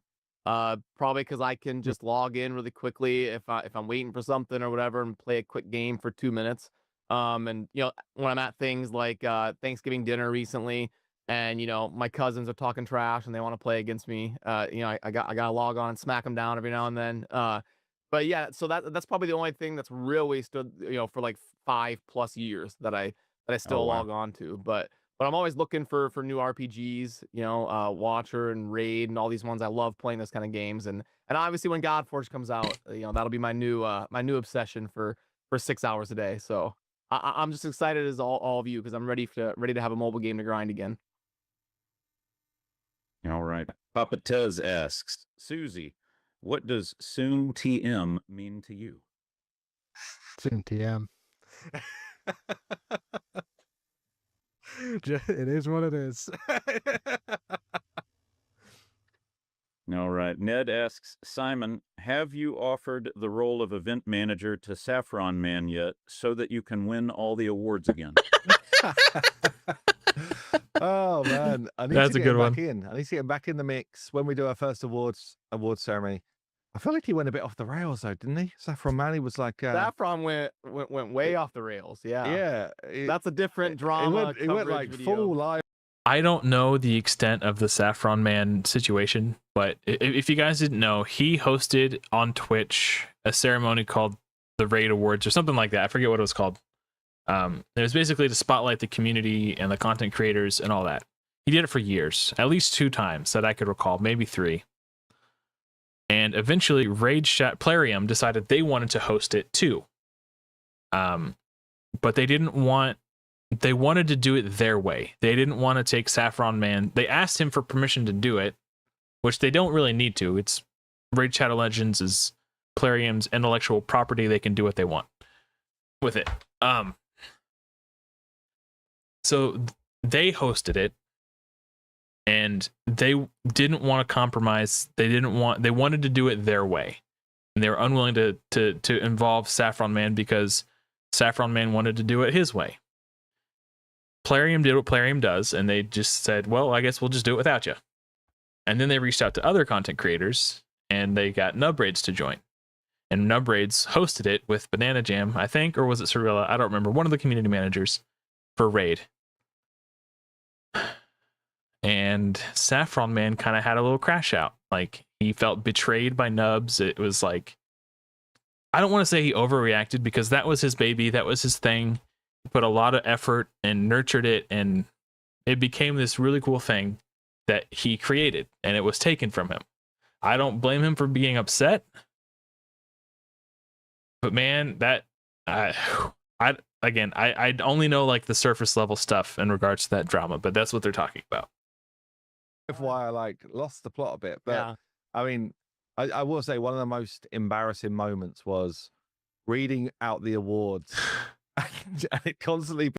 So, and Hell Hades co-hosted the event, and he won like all the awards, and it was, of course he did. Being me, and I'm like, this is now getting like awkward at this point. It's awkward. And the reason he won is because the community voted, right? And he was the biggest content creator, so obviously he got the most votes. It's just how it works.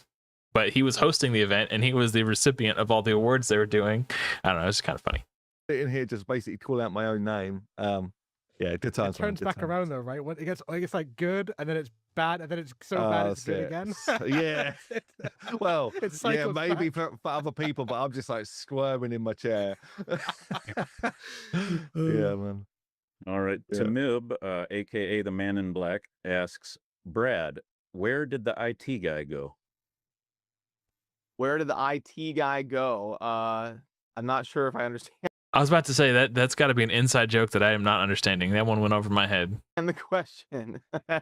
Oh, sorry. He must have ran somewhere. There you go. Got me good.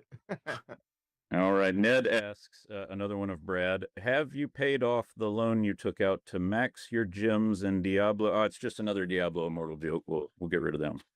No. Adam So The fact that he can't even keep a straight face for it is so funny to me. Because like when he asked me, I thought for like I wrestled with this for like an hour, trying to think of a good question, and then I thought of it. I was like, is that too much? Maybe I shouldn't ask. How do I ask this in a way that doesn't sound creepy? I was like, screw it, I'll send it, and he could ask it.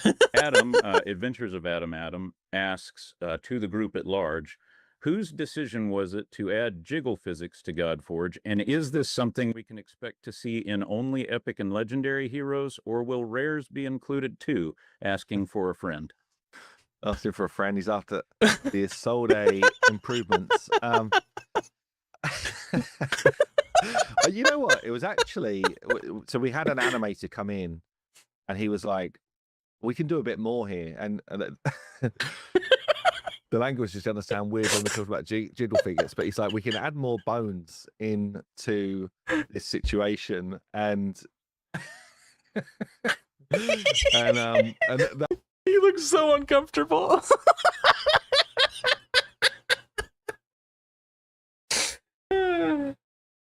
Look at Brad too. that includes boobs, bums, includes more stuff with capes and all sorts. So it's basically like we've got space to do a bit more here. So I don't know. I don't know if they backdated it into some of the older models. I think they did, but yeah, there's definitely a bit more of that going on, but not to the extreme of some of these games we see coming out of the East. Perhaps that would make us more money. I don't know, but It's definitely what do you been guys that think? community sentiment that they should be improved. I've had to give that feedback. I had to put that up the chain. Oh man, I laughed so hard I gave myself a headache. Oh my gosh. Hold on, I'm gonna have to.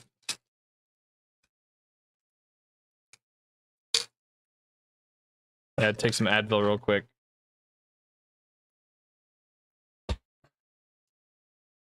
My head hurts now. For me, like, I've had 5 messages today saying, why is Aphrodite so stiff? And I'm like, Oh no. okay. Yeah, we need to feed that back. All right. Ned asks Susie, 9, is the reason you had to relocate to Romania due to the fact that you are, in fact, a vampire? Follow no, I up. was on the. Oh. Because Dracula's hair definitely seems Susie inspired. Ransomware. Okay, thanks, that Zav. is I get it true. now. That is true. I was on the run.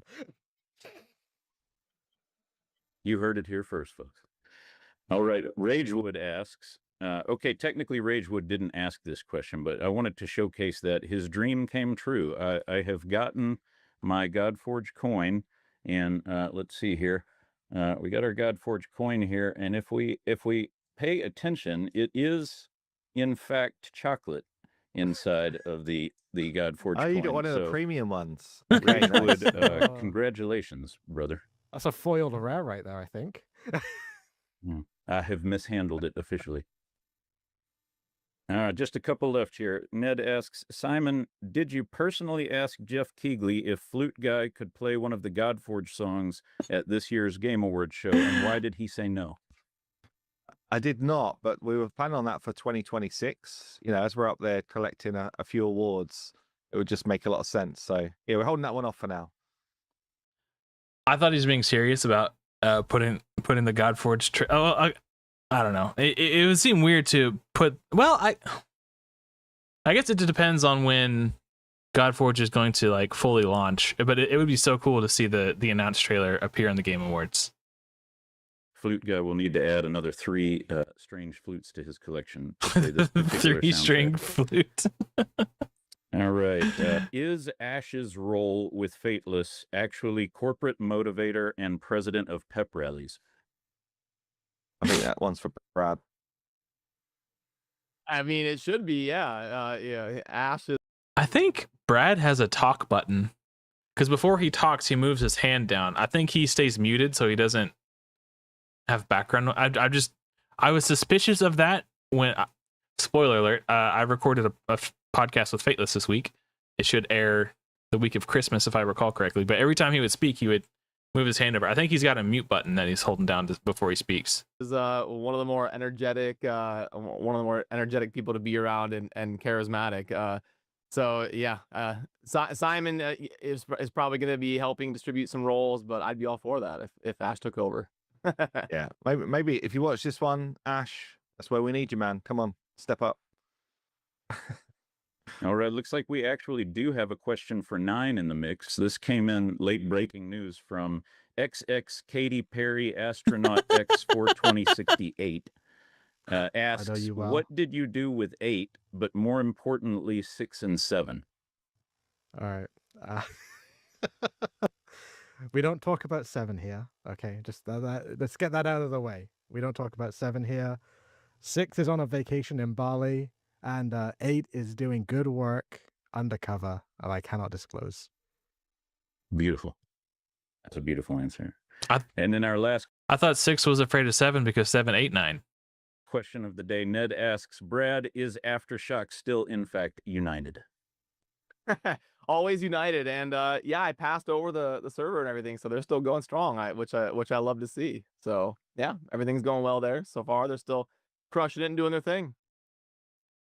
I'm assuming that's his Diablo Immortal clan. I don't know for sure. That's just be my guess. Awesome. Thank you for the questions, Sheriff Ron Montana. I guess it's been actually really fun having you both on. Yeah, from a community standpoint, it still remains like one of our key pillars. It's still one of our sort of core things that we're trying to I just really sort of nail down and make sure that we're as open and transparent as we can be. I guess, Brad, do you want to wrap things up? Yeah, sure. As always, when people join the podcast for the first time, we like to give them a quick opportunity to say which hero they wish would be added to the game if they have a favorite mythology or anything like that. So, 9, we can start with you. Is there anything that comes to mind that you wish would be a hero in Godforge? Yeah, I've got 2, if that's okay. Technically 5, but it's 2. Is it Power Rangers? No. I'm gonna guess the Sisters of Fate. That counts as 3. I don't know what the other ones would be. It's the 4 So horsemen. The 4 horsemen of the apocalypse. Okay, cool. Could be Power 1 Rangers unit, wouldn't be bad. could be 4. Power Rangers would be a cool collab. And then the other one is David. Please don't bring Power Rangers. That's worse than Ninja Turtles in my opinion. I wouldn't mind Ninja Turtles because I feel like there's a way they could spin it and make it fit in the Godforge universe. Power Rangers are so out of whack. Oh, the ASU tags on the Godforge server. Oh, okay. I guess I don't know what that is. Because I think he should have the exact same animation as Thor, but with a sling and like a scrawny little man, just with a. Wait, who did he say? And then the other one is David, because I think he should have the exact same animation as Thor, but with a sling. Like and David like a and Goliath. scrawny little Okay. man, just with with the Thor animation. I think that would be fantastic. Awesome, very I like cool. And then we got Ned here, or the sheriff. You want to let us know? Yeah, between the two of us, we have 3, but we'll try to make it quick. The number 1, which we think is possible but does require a copyright IP collab, is Rabbit of Caer Banog. If you add Rabbit of Caer Banog to the game, aka Killer Rabbit, he can have a Holy Hand Grenade ultimate. And from Monty Python. 1, 2, 5 above his head, and he can go for the throat. And if you're able to pull it off, then you could just add Tim. Just make a whole lot of people happy. Right into Avalon. The other 2 would be potentially new factions, mythologies, but we do believe Sasquatch should be in the game, and Sasquatch is a tremendous reason to add Native American mythology into the game. There's so many spirits and so many heroes from the culture that would just be amazing to see. And then finally, the third one would be Afro-Caribbean mythologies, especially things in the realm of voodoo, candomblé, santeria. There's a lot of gods. That would actually be really cool. That had never occurred to me before, but that sounds sick. In that realm that are very fascinating, such as Eshu, the trickster god of candomblé, who has a lot of really cool stories about a multicolored hat confusing villages. Okay, awesome. That sounds cool. Okay. Yeah, cool. Well, hey, this has been great. Thanks for popping in and joining us and talking some community stuff. And to all of you, we'll have the link down below if you want to pop in the Discord community and leave your feedback and be a part of things. I know Simon himself goes through and reads a large percentage of the feedback, and then lets us know in the team when he comes across cool things that were popped in the Discord. So yeah, thanks Sheriff, Ned, and Nine for taking the time to join us, and we'll see you soon in the next Fateless podcast episode. Cheers. All right, good show, guys. All right, so now we're gonna watch the collab with Ash and Hell Hades. I have not seen this yet either, but apparently this sparked a lot of Discord and the Discord today. So let's get into it. Hey, what's going on, guys? It is Ash here. I am not alone. I'm joined by Simon. It is Hell Hades. I am not playing Raid, and as such, I have not watched an Ash video in a very long time. It feels really good to see Ash on the screen again. Very nostalgic for me. Hades, it's been a hot minute, man. How you been? How you doing? I'm doing really good, man. Yeah, like getting ready for the holidays. It's been a crazy year. Honestly, it's been a crazy year. But yeah, no, I'm doing really well. How about you? Yeah, it's been same, man. I'm kind of like... Is Ash in Godforge scrolling through on his Godforge account? Or is Hell Hades scrolling through? Who's sharing the screen with whom? I don't know. I hate to say it, but I'm kind of stressing the holidays. I hate to admit it, but no, I mean, I'm just trying to do everything last minute as always. But overall, I'm doing really well, man. I can't wait to catch up with you. I obviously want to ask a lot about Godforge and Fateless, kind of get an update, especially how folks can get involved if they so choose. There's a lot of... Oh, he's playing a Hell Hades video in the background. Because here's Simon's head over his shoulder. Okay, I got it now. Opportunity to kind of get in a little bit early before the big launch next year or this year, depending on when you're watching this video. But I have to ask first, man, because inquiring minds want to know, aka me, where's your head at right now with Raid Shadow Legends and your YouTube channel and content? Because I've noticed that you used to be, man, when I started covering Raid, I think we started around the same time with our channels. I remember you were like 2 or 3 videos a day. I'm like, dude, how does he do it? How does he do it? And the website. And now I can't help but notice that for probably obvious reasons, you're down to a few times a week. So I want to just know, like, where's your head at with Raid right now, and how much of your time has been reallocated to Godforge, and what are your plans for the channel moving forward? Yeah, the reality is I've become a bit of a casual Raid player. I still play the game. I still get involved in my siege battles, all that type of stuff, but I'm just not in the same headspace as I was. There's so much time allocation that goes into building this company, building the game, getting ourselves ready for launch. It's just a ton. Who would have thought, right? Building a game that's as big as this, it's a ton of work, man. It's really like just eats my day away. And I get to the point where... What is this? This might be scenes from the art book. And we can see page numbers down here, 9 and 10. Hold on.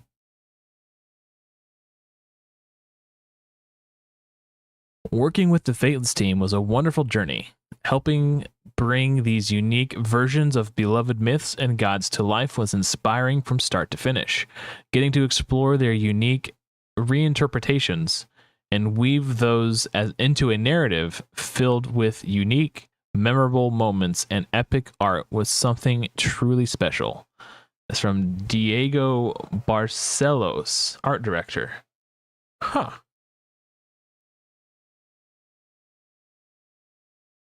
This is really neat. Cool. Yeah, I'm assuming this is from the art book. Actually, until Grim Forest came out, I was like, well, I'm struggling for... Very cool. Oh, shoot, what's his name? The guy that Beowulf slayed in the Legend of Beowulf. What's his name? I forget his name. It doesn't matter. That's who that is. Okay, I'm going to rewind it just so I could hear what they're saying because I was paying too much attention. I forgot. I lost track of the conversation. Right? Building a game that's as big as this, it's a ton of work, man. It's really like just eats my day away. And I get to the point where actually until Grim Forest came out, I was like, well, I'm struggling for content that I feel like is still fresh and interesting and all those type of things. So I was kind of getting a bit of a content burnout anyway, but then I'll be honest with you, I've not played Grim Forest yet, and I'm really excited to play it. I actually feel like the feature looks brilliant, but I haven't even had a chance to play it, man. It So, has a yeah, lot of time. It's time consuming, and what it does is Grim Forest. I really enjoy it, and I think they nailed it. It's really cool. I think you'll like it. It's a cool feature. They thought of a lot of ways to make new content in a 7-year-old game feel interesting and new and fresh. They did a great job, but the ancillary effect though is it makes areas like Centranos, like Cursed City, and all that stuff feel like really stale, you know, and super time consuming, you know, because it's like, in a lot of ways, it's a way improved version of something like that. Well, that's what I thought. Yeah, there's a lot of cool stuff in it. The community at large seems to really love it, which is cool. Yeah, but no, my focus day to day right now is making sure that we deliver the best possible game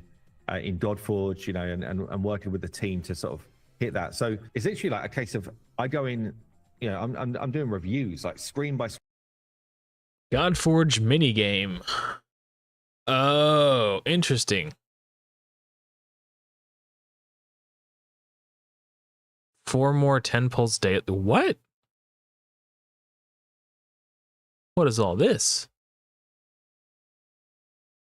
×2 mission speed, 3rd mission slot for quests, 30% chance to double a mission reward. Wait.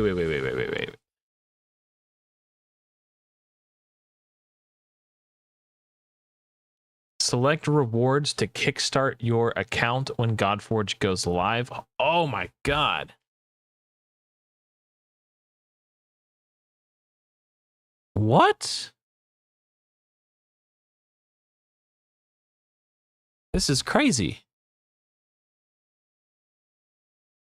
Defend the Sanctum, Malevolent Void Beast.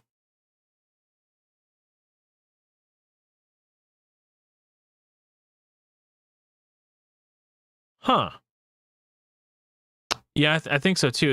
I think they, yeah, I don't know. I don't know exactly what happened. I was asleep when the link to this went out, and after I woke up, they were like, "Hey, it's not working. Don't go there." Yeah, this is really interesting. See, now I'm like, obviously, I want to boost my Godforge account, and I think this is get the premium. Like, this is my crossroads, right? Do I? Okay. Oh man. So here's the thing. I really enjoy being a free-to-play player, and usually when I spend on games and get too much progression, it ruins the fun for me a little bit. Like I usually end up regret spending. And I don't want to put myself in that position. But this looks really tempting and cool and exciting. And I don't know how getting the premium perks is going to affect my account at launch. Oh man. Yeah. I guess I could always, I don't know. Because I'm a content creator and there will be a content creator program, I'm likely to get content creator perks, which will also make me like low-key not free to play in a sort of way. So maybe, and that account will be the account tied to what I did in the alpha and this.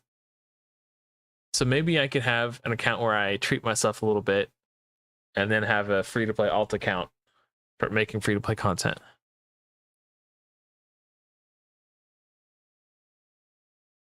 Well, yeah, okay. Let's just hear what they have to say. I'm going to rewind it a little bit. Actually, like a case of I go in, you know, I'm doing reviews like screen by screen. Is everything working right? You know, are we hitting the right sort of visuals? All of those things. It's kind of like a Founder Stones. Whoa.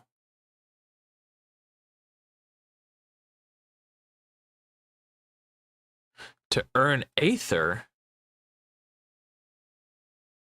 What is Aether? Huh. So I'm wondering. Okay, hold on. Let me just. Yeah. Sorry. I go in. You know, I'm doing reviews. Like, this is just a lot for me to take in. I've been avoiding spoilers on this all day. Screen by screen. Is everything working right? You know, are we hitting the right sort of visuals? All of those things. It's kind of like a. Yeah, you just wouldn't believe the amount of work. You just wouldn't. Oh, claim with Aether. Claim with Aether. Okay, so you get Aether, and it's a resource that you could use to spend to get a weapon plus an imprint or a cosmetic.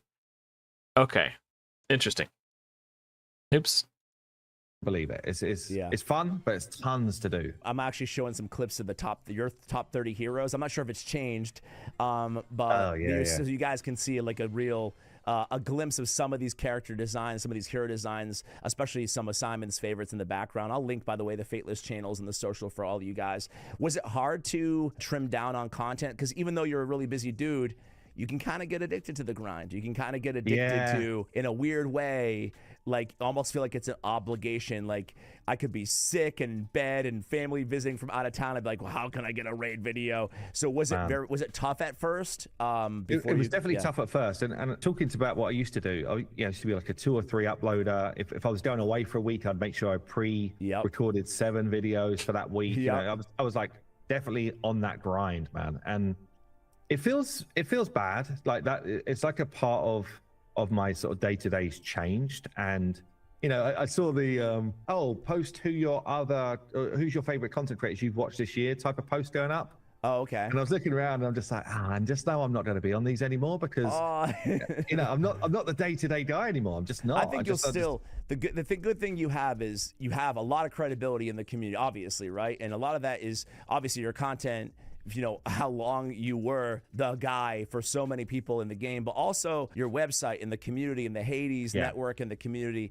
I think that it's still a super, like, I think people understand is what I'm saying. You know, sometimes you see creators fall off and you're just like, what happened to them? You know? But people are like, I'm still here, guys. Well, I hear a lot of like, videos. Hades is busy.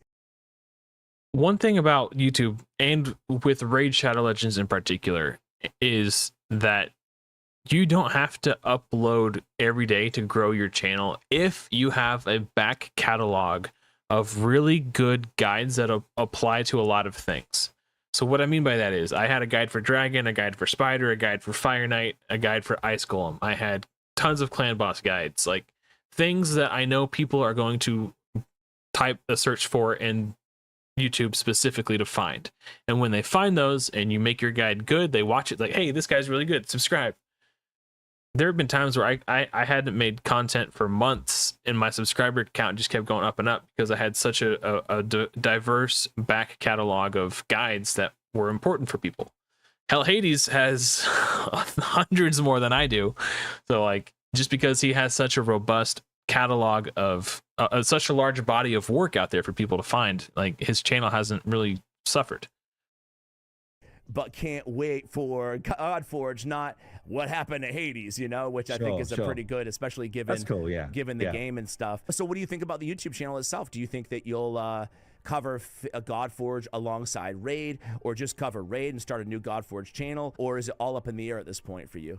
So I think, you know, once we get to the point where we've released the early access and you know, we've got a flow going of releases and you know, monthly updates, I'm all up for covering Godforge. And you know, I feel like with Raid, I've kind of like pushed into what's the key news events, what's the kind of like interesting stuff that's dropping. And obviously the guys that are basically working on the website, they're still there. That, you know, it was never just me creating all the guys, that type of stuff. You know, we've got like 17 people on that site, so all of that still carries on, trying to make sure that all of that is still up to date. I still have a voice in terms of, you know, what we're doing and how we're doing it. But yeah, ultimately for the channel, I'm thinking some Godforge, you know, just to show people like the experience of me playing through my own game. I think that could be pretty. I think what Simon should do for his channel is live stream Godforge. Just play, have fun, be himself, engage with the community, and just live stream. I think live streams just make a lot of sense. Some people, I don't know. I wouldn't mind seeing guides from him as well. But like at the same time, like from a content creator, now I personally don't feel this way, but some content creators might. If the creator of the game was putting out guides on his channel, who would watch anyone else's guides on the same topic? Like, this guy made the game. Clearly, he knows everything. Let's watch his guide instead. It would kind of cannibalize his own content creator ecosystem. But you want lots of creators to create content for your game, because the more videos that get put out for Godforge, the more relevant, the larger presence Godforge has on the internet. It makes it seem more relevant the more people there are making videos about it. So I think you don't want to scare people away from creating content for Godforge, but you still do want to make content for Godforge. I think the best way to do that is live stream. Just hang out with the community, chit chat, show your builds, show off your teams, show them what you're doing as a player. I think that makes a lot of sense for him. Fun. And yeah, and then obviously, you know, keeping up with the sort of main raid, like big hit and stuff. And it might be as well, like, you know, sometimes having a bit of a break from being really intense in a game. Like I've been really intense playing raid for 6 years, basically at this point, almost taking a step back might just reinvigorate that sort of love that I had as well. Because, yeah, I'd say it's ebbed, you know, my love right now is what we're doing in terms of building this game rather than, you know, that sort of phase of my life where it's like raid was one of my big passions. I still enjoy the game, but not to the same level. So, you know, maybe that rekindles a bit once I'd sort of go back in there. Yeah, you say, you know, they say sometimes when you love something, you let it go, and if it comes back to you, distance makes the heart grow fonder. No, it was meant to be. So maybe that will be a journey with Raid. So it will be cool to have that perspective. I want to kind of segue a little bit into Raid, talking about Raid, but also Godforge as well, because I've seen some people be like, you're taking too many chances on stuff like the imprints and stuff like that. This might not work, you know, or some of the roguelike elements that you guys had. Going back to the content creator thing, I have attention deficit disorder. My mind is always running. I can't turn it off. And something else just occurred to me. Which is funny because as I was saying that, I forgot what it is I was going to say because my mind is always okay. Never mind. We'll come back to it if I think of it again. Plan for Godforge, like this doesn't work in this genre. I've seen like that kind of feedback. I remember what it was. Okay, sorry. So right now, nobody knows who the biggest content creator in Godforge is going to be. And a lot of content creators are trying to get in there early to develop that body of work. So when Godforge is out and people are searching Godforge on YouTube, it's more likely that one of your videos gets seen. If the big hitters from Raid convert to Godforge and make content, they will naturally bring some portion of their audience with them. But if they're not tackling Godforge as like their main game that they make content for, they won't get the new players coming in from the outside as much. And that's where these small content creators have the opportunity to rise, grow their channel because they become the main creators. So it's like, what's really cool to me is going to be seeing who those people are. I've already got some ideas about who some of them might be. I think Ragewood is definitely a contender. I think Charlemagne makes really good content. The Unbound Sage is a really smart guy, and he's learning a lot. His YouTube video thumbnail game has improved quite a bit, and he's moving in a good direction. I think he's on a good trajectory. I think, you know, I don't want to put myself in the ring just because of my work schedule. It's hard for me to find time to make content, but you know, if I can grow my channel making one video and one live stream a week, then heck, it could be me. Who knows? But I think it's exciting to see all these new content creators up and coming enter the scene because the new game is coming out, and who gets the title belt is still in the air. It could be anybody at this point. It's really cool. Also seen a lot of feedback where, well, you're just copying Raid, dude. So like you see it on both sides, right? And yeah. I think the truth is probably in the middle, where you're probably taking a lot of what you love about these games and you're also adding your own stuff to it to make it a little bit more unique. So in that vein, I'm curious, what is some elements that inspired, I would say, Godforge based on Raid and other games, Watchers that you played, and what are other things that you see as like differentiators? Our rule of thumb is kind of like, you know, 80%, and it's not just Raid, is it? It's this genre, right? But the 80% is like what works really well in the genre, and then like find the groups that have done it the best. So yeah, Raid have done some great things, but actually Watcher of Realms done some great things. Dragonair does some great things. Summoner's War does some great things. Like there's tons. Final Fantasy VII, one of my favorite ever games. Even like, failed games like King Arthur and stuff. Like, I don't know if it's still around, but like there's glimmers sometimes that you can pick up on, you know? The team play literally thousands of hours in this style of genre. And, you know, anytime a new game comes out, one of the design team will do like a full teardown of the game, you know, looking at features, looking at how we can try and just basically bring out the best possible product, right? So we're constantly iterating and then innovating really with like the 20%. So 80% is like, let's get systems that we know work. You know, If it's not broke, don't fix it. we know that people are used to leveling to level 60. We're not going to change that. You know, the number doesn't really make a big difference to us. So there's some stuff that just works, and then there's some stuff that we think we can have some real fun with. One of those areas Thor is does like look sick. the normalized modes, the ability to basically use heroes that you don't currently own, and you know, use them with different builds that you perhaps you wouldn't be able to do yourself, you know, day to day, and then really like discover whether that you can find the fun with those different, you know, heroes, and decide actually you want to go after them if there's like, you know, summoning events, that type of thing. Honestly, from the alpha, there was 3 systems which we were really excited about, and for the alpha we put out surveys. You know, what do you think we've done really well? What did you really enjoy?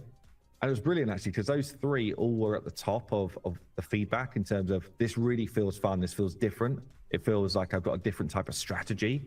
And that's really like our weapon with imprints. So in Godforge, you can earn or gain legendary, like these like mythical weapons. So you could get like Excalibur or Mjolnir, or, you know, weapons that you would have heard of from these different mythoses. You can then imprint the passive of a different hero onto that weapon. So the weapon will have its own like ability, if you like, its own skill, which you power up as you power up the weapon.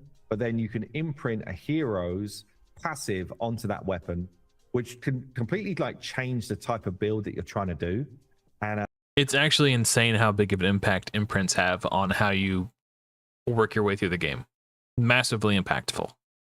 It's really cool. yeah, I mean, we just saw some really fun stuff from the community through the alphas. So like in raid terms, I can take like Odin's block damage passive and imprint that onto a weapon and give that to somebody else. Yeah, so if you take the example here, basically the passive that you imprint will be like a slightly weaker version of the hero's passive, right? So if it was Odin's, it wouldn't be like, I'm giving the whole team block damage, I'm just giving myself block damage. Oh, I like that. I like that. It's kind of like when you so fight a raid boss, you don't necessarily get the boss version. You get a little bit of a watered down version, you know? Yeah, so yeah, but still impactful enough to like completely change the way you might have your sort of play style with that champ, you know? Are you worried? That sounds like a nightmare to balance. I'm just going to be real with you, you know? Like, are you worried about it? And how do you... Circling back to that conversation we had earlier, Zev, I think you're right. I one of the reasons they said they wanted gear removal to be free in Godforge is because they want to encourage players to experiment with builds.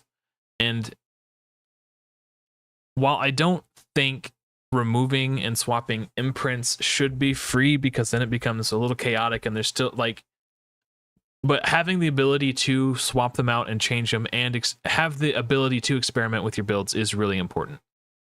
So yeah, I definitely agree with you there, Zaf. How do you go about balancing a game with this many moving parts? I guess a lot of it is just wait till players get their hands on it and break it, and then work on it, you know, that way. Literally in the alpha, 2 passives broke the game. One passive where you just basically end up with infinite healing. There was one passive where you charge up, and I'll talk about the third point, which is ultimates and our ultimate system. But yeah, there was one passive where Aphrodite was just charging up everyone's ultimates non-stop. Like, it was just like everyone was just doing like basically the equivalent of an A3 in raid. It's kind of fun though. Over and over again. Yeah, kind of fun to see those things. It's great. Like, and this is why, you know, until you do put a game out in front of literally thousands of players, you know, we had 35,000 players coming for the alpha. Insane. It's you know, you don't spot all of these things, and actually it enabled us to change some of our design decisions. So take the Aphrodite example. Instead now of charging up everyone's ults, we're like, well, it won't do it for the whole team. It will do it for one individual on the team. So still cool, still like you're getting your ultimate fast, but it's not breaking the game. So yeah, but I'm sure that look, there'll be stuff like that over time as we implement. You know, that the alpha was nearly 70 heroes. We're going to be launching with over 200. We're obviously playtesting daily, and we've got a QA team that playtests daily. But we'll still find stuff that's broken in that early access, and we'll have to tweak stuff. But yeah, I think for sometimes breaking a game is actually kind of fun. It's kind of like how, like, you know, security governments. I think if something is broken for PvE and only PvE, it depends on how broken it is. Like, who is that guy he was like, he's from the Orcs faction who keep wanting to say Norog, but it's not Norog. For the Sand Devil, he could like one shot the Sand Devil. Like that's obviously broken, not intended game mechanics. So like something that's a bug and not functioning as intended should be fixed. But if it's just good and strong, like who cares for PvE, right? But then when you get into PvP, if something is like oppressive and it's so good that the entire meta is just that one strategy, that's bad. You don't want a stagnated PvP meta.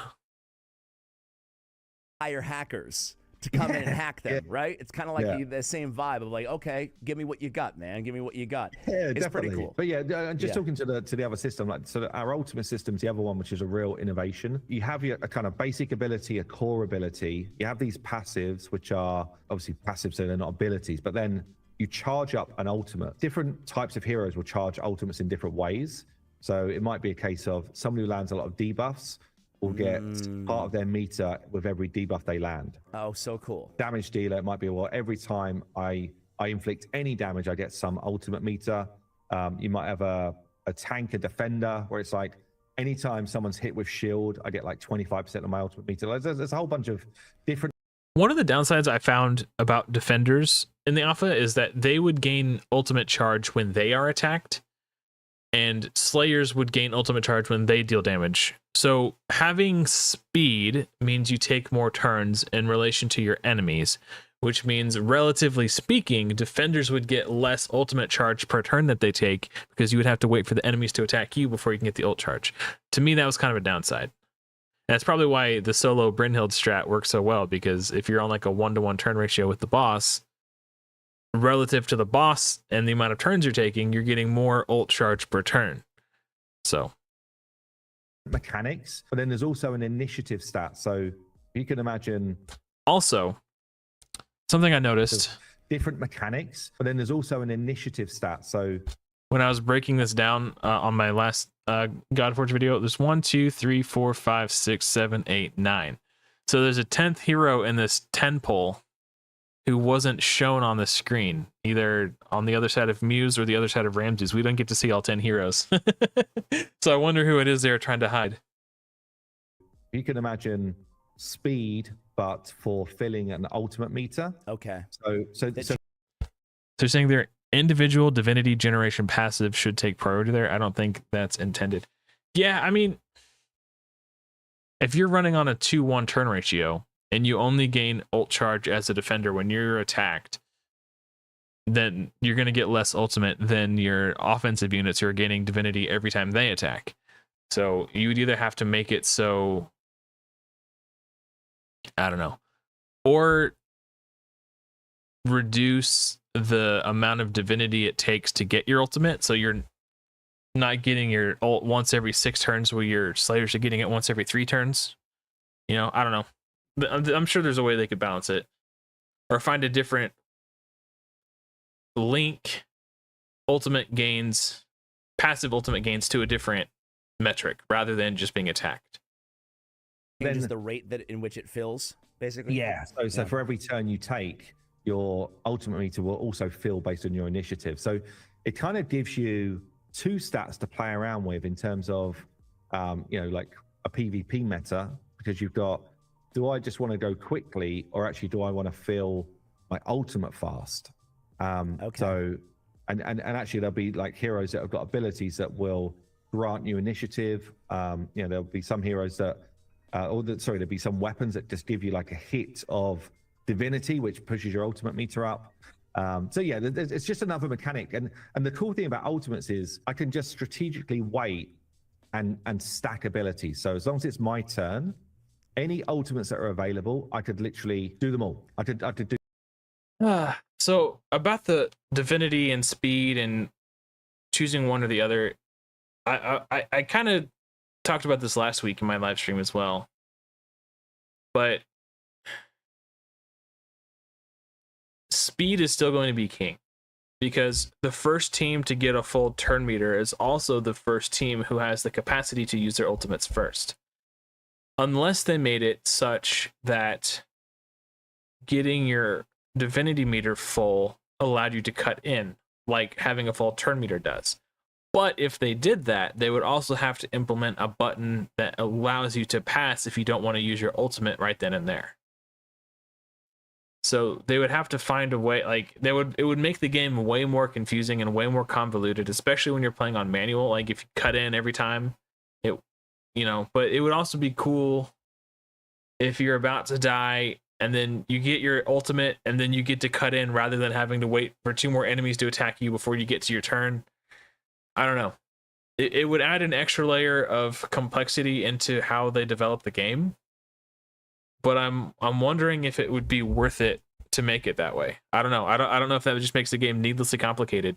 But if their goal was to make it so that you have to choose between divinity or speed, and not just one or the other dominates the meta, I think that's what you would ultimately have to do. Otherwise, it's always just going to be speed still. I mean, you have to think about initiative also for the characters for whom it is important. But speed is still going to, at least the fastest unit on your team still has to be the fastest. Like, I don't know. I think that's something they're going to struggle with. Do 5 ultimates on my turn and then take my turn. Which means you could get some really like savage combos going. Yeah, that's really cool. The only experience I've had like that in a game like this is it doesn't sound like exactly as it's going to be in Godforge, but as kind of the Watcher of Realms ultimate with the timing and stuff and having that autonomy to control that. That's very, very, that's cool. Like I think it's going to. Vales is my most wanted hero. He looks so cool, and I'm excited to see. I have a hunch that I know what his kit does, but we haven't actually seen it. To be super dynamic too. How are you going to do auto runs? Is it just going to basically copy what you did, or in terms of the timing, or?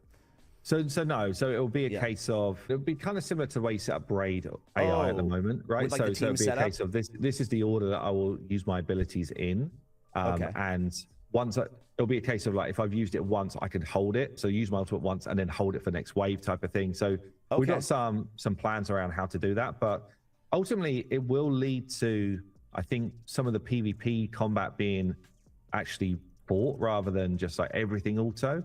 If people really want to sort of min-max an experience. And I think for that, certainly for PvP, this ability to sort of chain ultimates together could end up like just creating some really fun stuff. It's really cool. And it's like the it could be.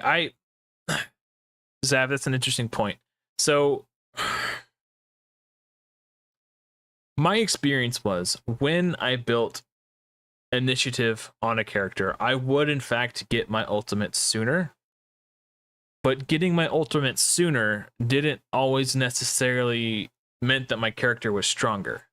I still felt as if just focusing on speed was more powerful.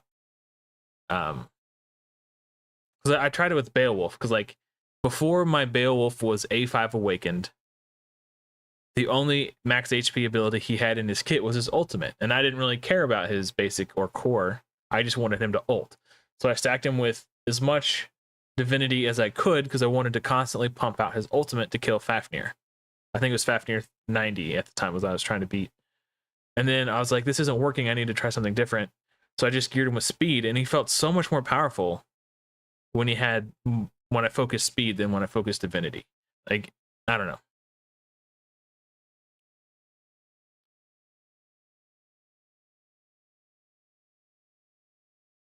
Well, I think the reason a slow Brynhild worked in the alpha for 151 specifically is because you had a turn cap, right? You want to do as much damage per turn as possible. If you're running on a 3-to-1 turn ratio, you're going to run up your turn counter as high as possible. If there wasn't a turn counter, or if it was boss turns, if you only counted boss's turns, then that might not have necessarily been it might have been because the radiance is what you were trying to keep up. I don't know. I think Fafnir 151 is it's such a different style of content compared to climbing or descending the caverns, spelunking into the caverns. You know what I mean? Like, they're two different animals. So not everything that applied to Fafnir is applicable everywhere else in the game. You know what I mean? Does that make sense? But yeah, if there was like a clan boss style marathon game mode, it could be that. Yeah, I don't know. I guess it depends on the type of game mode that you're engaging with. Because rather than trying to, top the leaderboards on Fafnir 151, I deleted my account and started again because I wanted to just, go through the caverns a second time. So that's where I spent my time, was how do I build these units to overcome this content and then beat the next stage and beat, so like that's where I was spending most of my time playing. So I don't want to say expertise because that makes me sound arrogant and like I'm wearing a monocle, but that was the part of the caverns I engaged with the most. Yeah.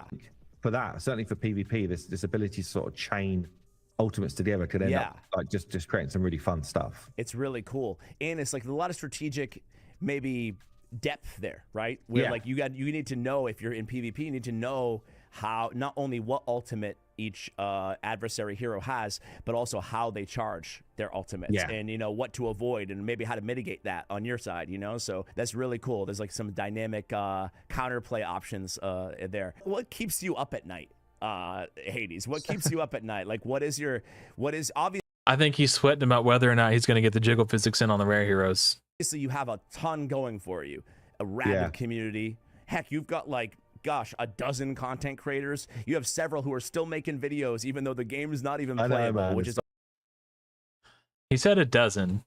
There's over 100 content creators in the content creator program, but of the people who are still actively making content for Godforge, a dozen is probably pretty close. Hey, welcome back, Mirth. Did you say you have to leave, or was that someone else? I know Joyby left. I thought you had to leave too. Well, whether or not you're returning, hello, hi, nice to hear from you. Oh, well, you popped up here too. Okay, never mind. You've been here for a minute. Always a good sign. And you have a great team with so much experience. Everything from the lore and the storytelling to the visuals and the art, just lurking in the shadows, mechanics. So it feels like everything, and you raised millions and millions of dollars. I mean, you've got a lot going for you. What keeps you up at night? Like, what do you, or do you just feel confident? So I'm really confident that we're going to have a great early access. I'm really confident we're going to have a launch. I guess it's like, do we have the firepower to go beyond the community and really like make a dent, right? So, and I think we do, but if you look at, even games like Raid, when they launched, they were spending tens of millions a month on marketing. And we just don't, we're just not sitting on that sort of cash. No. Which means that a big part of my job is actually going out and talking to strategic partners to be able to enable us to be able to do that type of thing. And, yeah, we've got a team of 50 people. Crazy how the team's grown, man. I know, man. It's insane. It started with like 6, or whatever. Yeah. I want to make sure that team is secure, and they've got a future at Fateless, and all of those things. Like that's, I guess, from the sort of CEO mindset of the company, it's like that's what would be any sort of worry for me. Is like, I don't even know if you know this stat, but something like 96%, I think it is, of games like literally don't launch. They literally don't even get to a launch. Which, and you're close. I want to knock on wood, but you're looking pretty good, right? We're looking really good because we're already at a stage where we've done our content lock for the launch, we've done our feature lock, which means that everything's in. Now it's just a case of the next couple of months is all about polish. It's about polish, bug fixing.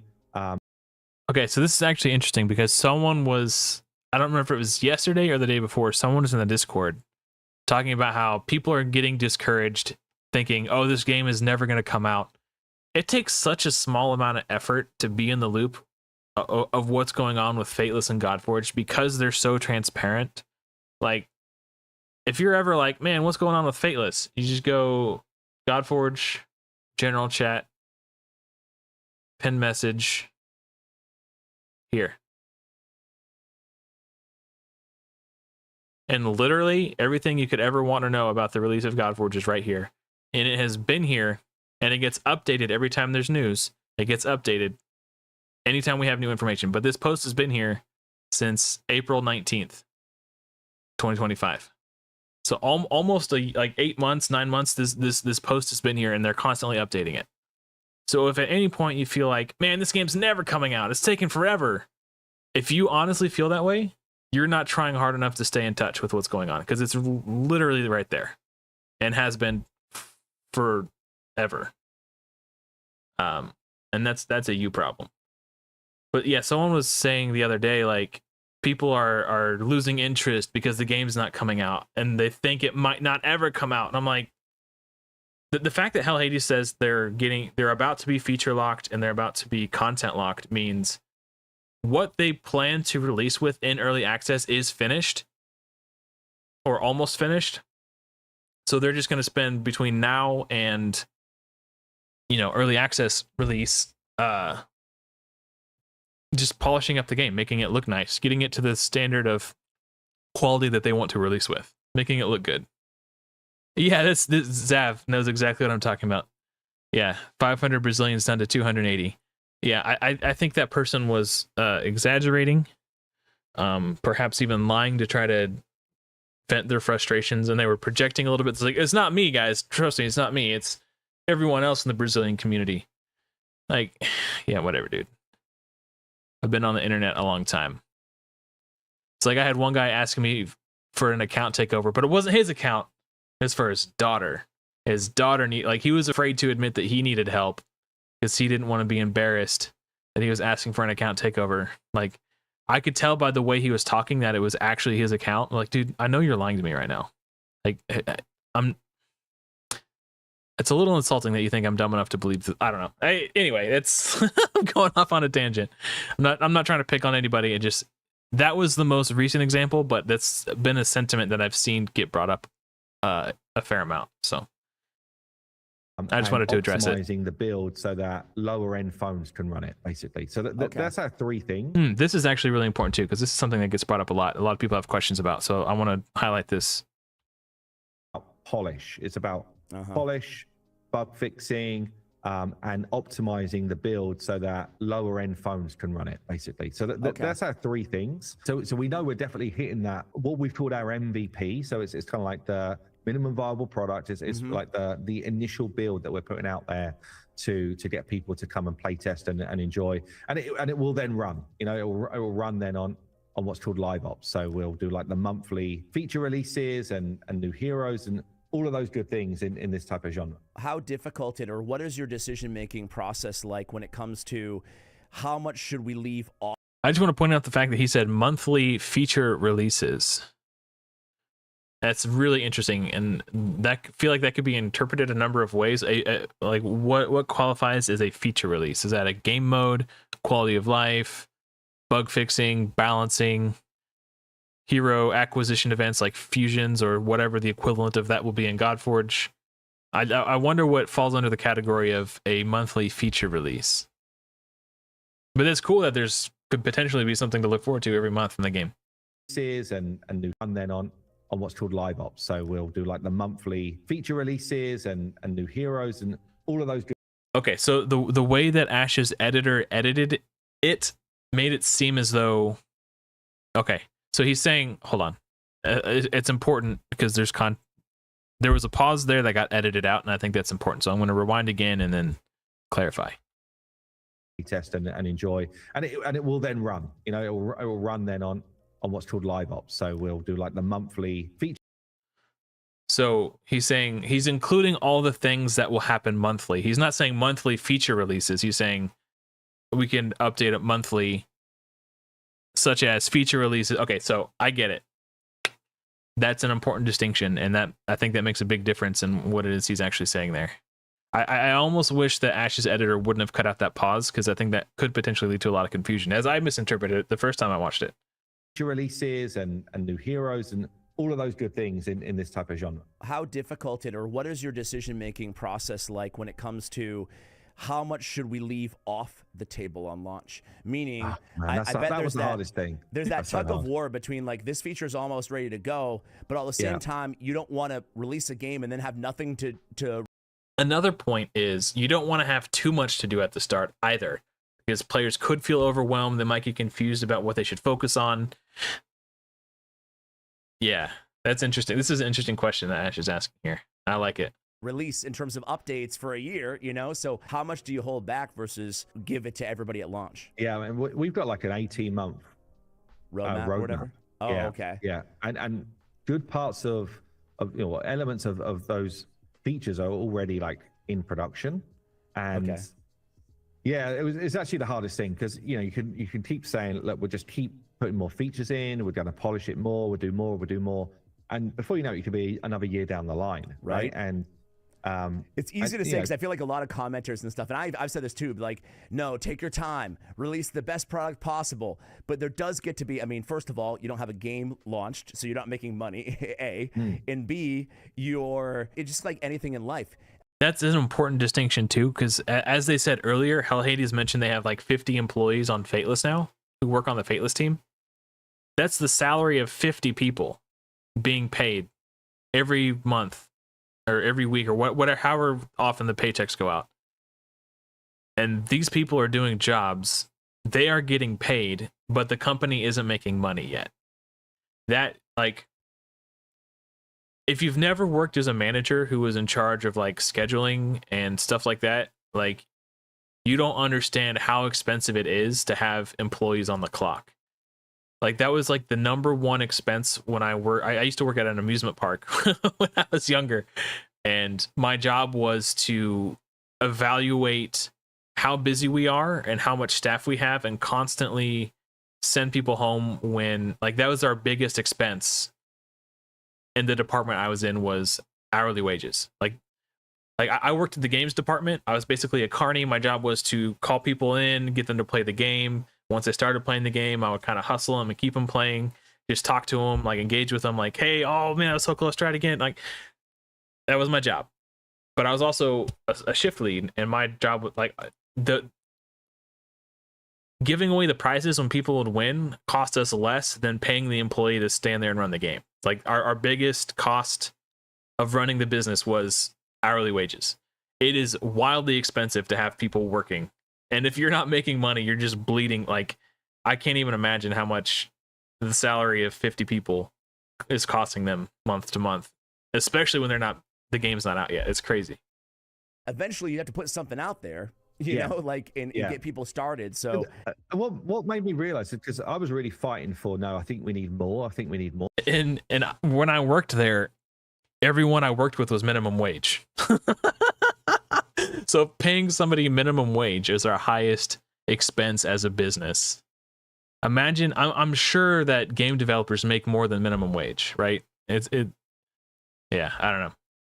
But then actually, when you look at the amount of content, if I compared it to when Raid launched, I know it's a different world now, but if I compared it to when Raid launched, we've got more features than that on our launch.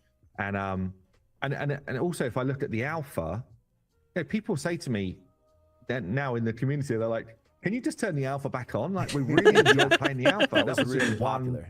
Game mode, right? So providing you've got a really fun experience, there's enough depth in terms of what you need to be able to do with the content you're launching. I think it's fine. We've got our PvP, we've got this kind of like draft mode, we've got campaign with an actual like cool set of cutscenes and that type of stuff, and story, Tower of Strife, where you can utilize either your Chaos or Order heroes to fight that. And then we've got, I was just thinking about this mythology, like thinking about it in my head as they were talking and trying to decide if that's a point I wanted to make or not. Would I still be playing the alpha? I certainly wouldn't be playing it as hard and aggressively as I was playing it during when it was open, because I knew it was only going to be open for 10 days. So for each time it was open. So I absolutely blasted during the alpha, like all day, every day. Like, if I wasn't actively playing it on my tablet or on my PC, it was farming on auto while I was doing other things. Like, I pretty much ran the game 24/7 during the entire extent of when the alpha was live. I think if would I still, because it was just the one game mode, like, how, if I'm being perfectly honest, if it was just the alpha, if they opened it again, would I play it through? Sure. Would I still be playing the same game mode with nothing else to do, with a limited hero pool for all these months? Probably not. Like, eventually as high as the drop rates were for everything, you would have, unless they put PvP in, that could be kind of fun. But again, then that's not the alpha experience. That's a totally different thing. But like, 9, you had, oh, I guess 9's not here. I was thinking, I got you confused with Mythology. I got you confused with 9. 9 had some really insane gear, but like once you had all the best weapons fully maxed out, and you had all the best legendaries level 5 awakened with all the best and slot possible gear, like at what point, you know, it would get dull. They would have to dramatically reduce the drop rates of everything to make progression much slower so that we could engage with it for a longer time before we beat it. Because, like, I'm not trying to say, like, I'm not, like, the best of the best, but I beat it in, like, 3.5 days. I don't know if I'd keep playing it for another 3 months after I beat it in 3 days. You know what I mean? I don't know. Part of me thinks I would play it, but honestly, I would probably get bored of just the one game mode. Unless they adjusted the drop rates of things to make it more difficult so that you could play it for months at a time. A bunch of I don't dungeons, know. right? So we've got like 9 dungeons that we're launching with. So it's already quite a lot of content, actually. Yeah, that's a lot. That's a lot. And obviously a Pantheon boss as well, like a clan boss. So do you have a, is it too premature to ask, is there a strongest hero in the game in your opinion? there definitely was one in alpha. So who was it? Zeus was absolutely like well, that's insane. Apropos. It feels appropriate. Yeah, which was fun. Again, like it was one of those amazing pulls to get. Yeah. And yeah, he just like demolished some of the waves and stuff. But then, yeah, he was amazing. But then he wasn't in like the best team. So for the final level in alpha, we had Fafnir, our dragon, that had like an infinite health pool, so you could just carry on doing damage. And it turned out like he wasn't even in the final team that did the most damage. So you know, people went more with like a bleed strat, and they were bringing in like Dracula and. Oh, cool! That's super cool. That's my favorite thing about this game, honestly, is because I was around, like not heavily obviously involved in like the day-to-day operations, but I was around in the early days. I think we've spoken about this before, but when you were thinking really about, everybody kind of wanted to get an IP on board, right? But instead we went with like the lore, this world lore, right? Like different gods, different ethos, and different, you know, traditions and whatnot, which gives you Dracula and Zeus. The fact that you had those back to back of the strategies, it's just really cool because there's no end to the amount of content and expansions that you can run when we're working with all of everything, basically the whole catalog of human lore, right? That isn't trademarked. Right? Yeah, honestly, like someone like the Mayan based gods, they just look so freaking cool, man. Like, right? You could just really like play with skill kits, but also you know, we let our animators have like a real field day when they come to things like idol breakers. So, you know, when you're just in the roster scene and they do their little flourish type of thing. Yeah. Anyone that's a legendary's just got like a completely bespoke one. Oh, and honestly, that's really cool. And I think that's underrated for character immersion. Like, if you look at, just off the top of my head, in Raid, Miscreated Monster and Inithwi Blood Twin have the exact same auto breaker. And there's more who have it too, but these are the ones that I know of off the top of my head, where they take their two-handed weapon and they swing it over their head like this. Well, and Inithwi has like a big spike sticking out of his head, and when he does that, his hands are clipping through that spike. And to me, stuff like that breaks my immersion as a player. I no longer have that suspension of disbelief. I'm pulled out of the world when I see things like that. And I think if each legendary hero has their own unique idol breaker, it gives them their own personality. It makes them unique. It helps draw you into the world more. I think that's really cool. And it's these are the little touches, in my opinion, that are going to make the difference for a lot of people when they play the game for the first time.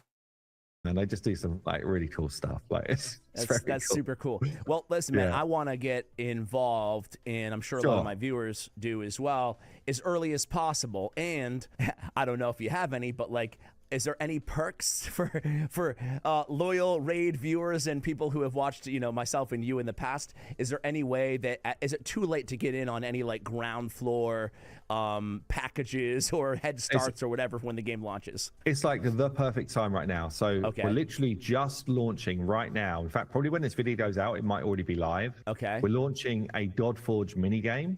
called Okay. Godforge quests. And so the main purpose of that game is actually to just give people a bit of a thing to do in between alpha and our early access, but also to give people the chance just to earn some really cool stuff, right, for that launch. So you could earn a legendary hero, a legendary weapon, a legendary imprint, some cosmetics which would be exclusive just for doing this. Oh, so cool. So what do? You just lock your, how do you, is it like tied to your email or something, it's or the website? It'd be a web-based mini game, and it's kind of like one of these, send your heroes out on quests. Yeah. They complete those quests over a time period. Okay, so what this sounds like to me is, if you've ever played World of Warcraft, during the Warlords of Draenor expansion, you had like this mission board where you could send your followers out on missions, and they would complete. Each one had a timer, and certain followers were better suited for the quests than others. So yeah, to me, this is what immediately comes to my mind as he's explaining it, like that type of thing. I've seen that in other gacha games in the genre too. Like Girls Frontline 2 had a similar thing as well. You unlock newer heroes who are able to do it faster, or they might find like bosses to kill, and basically you're earning this ether on these quests. You can spend the ether on different things in this like mini shop that we've got on the website. So yeah, I'll send you a link obviously once it's all up we'll and have running that for this link. video. Okay, so when that goes live, what day did you say? So it should be on the Saturday. So I'll make sure this video goes live on Saturday then. So today, Sweet. guys, Yeah. it's live. It's live. Yeah. Okay. And Lies. Okay, so if you're tuning into this and you didn't already know, it wasn't meant to be live, or they had some problems with it. But last we heard that they're working on it, and it should be up some point today. So today is Sunday. So hopefully soon they'll have it up and running. So really and if cool. someone doesn't want to play the mini game, they just want to get a hero for Godforge. Yep. You can literally come in on a daily basis. You can come in and do like 2 10 pulls a day, and you'll get like a array of heroes. You lock in that one hero that you think is going to be your best hero for launch, and you can any upgrade that. recommendations? I mean, man, there's Zeus? some good ones. Like Can we my lock in favorite. Zeus, or is he off the table? Zeus is in the mix. Yeah, he could be there. For me, I really love Sizin, who's one of the Mayan dudes. It's freaking awesome. Dude, I am so bad with names. The guy who looks like a druid that I was talking about earlier, he looks so cool. And then Lamassu, who's I think actually one of the Slavic. All right, I'm really gonna write this down right now because God Valius, knows I will yes, not thank you. remember, and I'll be digging for the timestamp.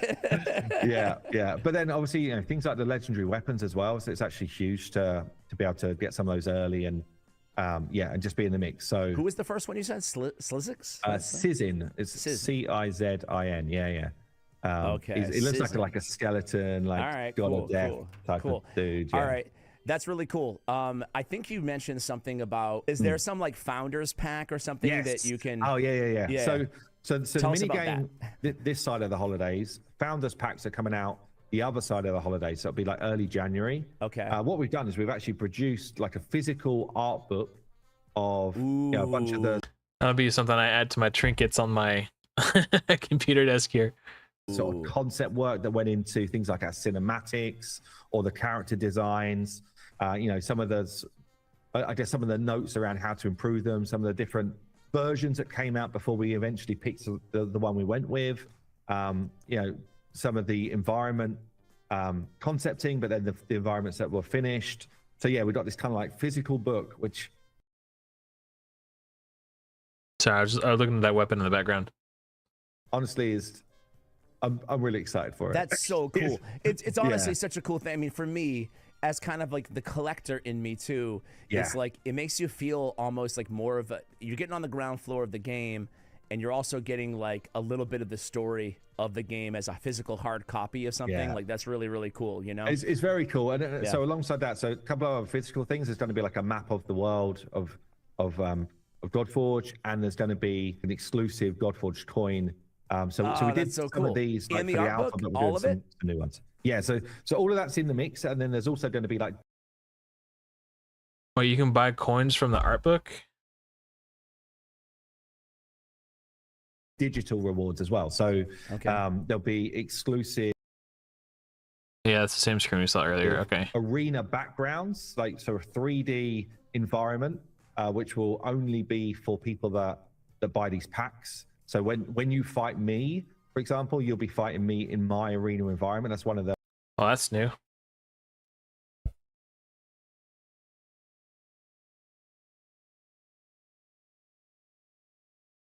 Choose which hero you want to keep. Oh. Oh, so this is probably when you're doing. Oh, this is from the 10 poll. Okay. 1, 2, 3, 4, 5, 6, 7, 8, 9, 10. Okay, I see what's happening here. I've seen this style of mechanic in games before. You do a 10 pull and you can re-roll that 10 pull or not. I see. Okay. Sorry, I'm gonna have to rewind it so I understand the context of the conversation they're having.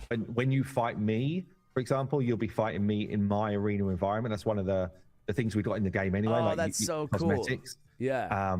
Yeah, and there'll be a portrait and portrait frame and flare.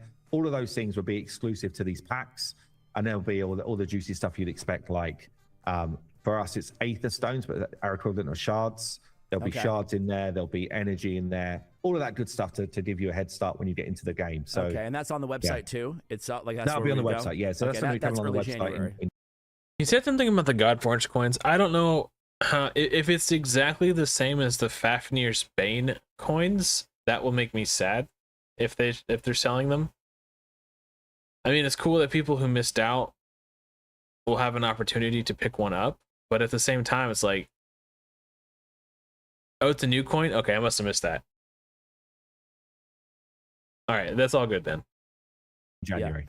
Talk to me about timelines. I think you said in a previous podcast that you expected the game to be ready by the end of December of this year. Like internally, is that still like, is the game pretty much to where you want it to be or close to at this point? Yeah, I mean, so we're in that, as I said, we're in that sort of bug fixing, polishing, but basically the game is there. The bones of the game is there. You know, all of the features are in, and then it's a case of, right, now let's make it feel really solid. And are you thinking March? So early access, explain, is that a beta? Is that the same thing? Is that what you're calling it? Kinda? There's so many different like words, soft launch, beta, MVP, like but ultimately it's a beta, but you keep your stuff, right? So if you came in and bought some packs in this early access, this account will continue all the way through. We're not going to do like a hard reset of the game, anything like that, unless it really like did not work and people just did not enjoy the game, then maybe it would be a case back of to the drawing board a little just bit, refund and whatever and go again. But that's really not in our plans. Our plans is this is the launch of the game. It's the launch of the game, but we're not going to put a load of paid marketing in until we start to get those kind of like iterations and improvements going. Player in, behavior, right? like what works, what doesn't, and kind of make those assessments. That makes sense. Do you so if I play the mini game, am I automatically signed up for the early access, or do I have to? Is there another sign up process? So if you play the mini game, you basically get a Fateless ID. And that will be your ID to then go into the main game. But at the bottom of the kind of Godforge.gg page where the mini game is, there will also be a button that says join early access. So that would just mean that you go onto like an email list so that you're made aware as soon as the next version is or the release is going out there. So we tend to do like a monthly update, just let people know what's going on. And obviously, if people come into the Discord, we're super active in there in terms of communication and announcements and that type of stuff as well. Absolutely. So, we get right now you can play the mini game, set up your Fateless ID, you'll get on the email list, you won't miss anything. And then in early January, we'll have the Founders Packs that we spoke about with the coins and the books and all the in-game goodies. And then again, man, like, as someone who really enjoys the free-to-play grind and who would also really like an art book just as like a commemorative keepsake, I'm torn because I don't like if I buy the art book and then because I spent money, I also get in-game resources. Am I still technically free to play? Like, I've got this internal struggle. And the same thing with I guess because I don't know, man. Yeah. It's funny that you say a free-to-play alt because I think my free-to-play account would be I would treat it like my main account, most likely. and the account that I spend money on would just be like, like spend money because I want to collect the heroes and also have the ability to make really cool hero build guides and stuff like that. But yeah, I don't know.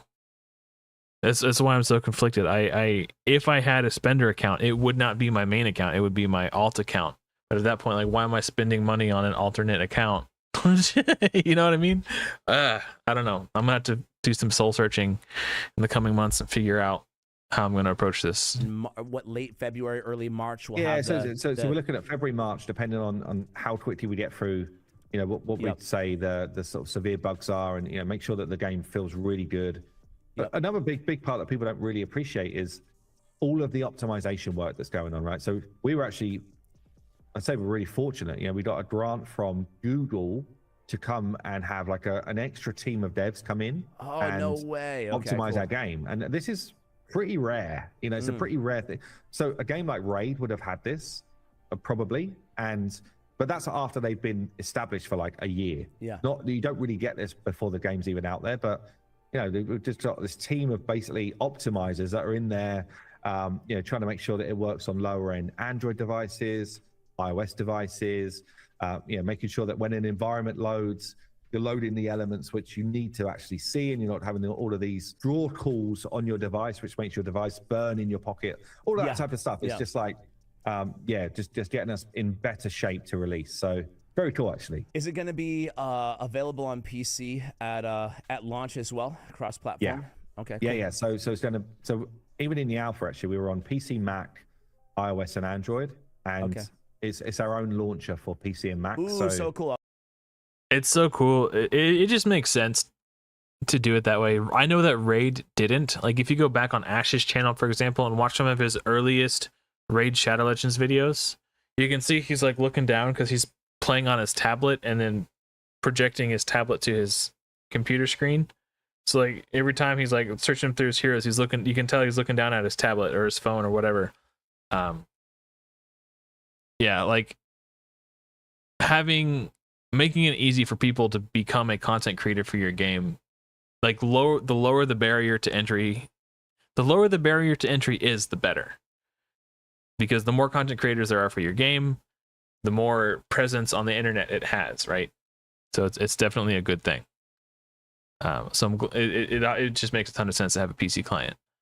My next question is going to be like Steam or BlueStacks, and also but people you'll just have like your playing own on launcher. That's PC. awesome. Yeah, no, so again, like I think my experience of BlueStacks was, it feels way worse. Bad. Right? Yeah, I don't know how you feel that, but I hate BlueStack. No offense to BlueStacks, like, but it used to be like we had to do it because Ray didn't have the launcher and stuff. But my experience was that's not the way.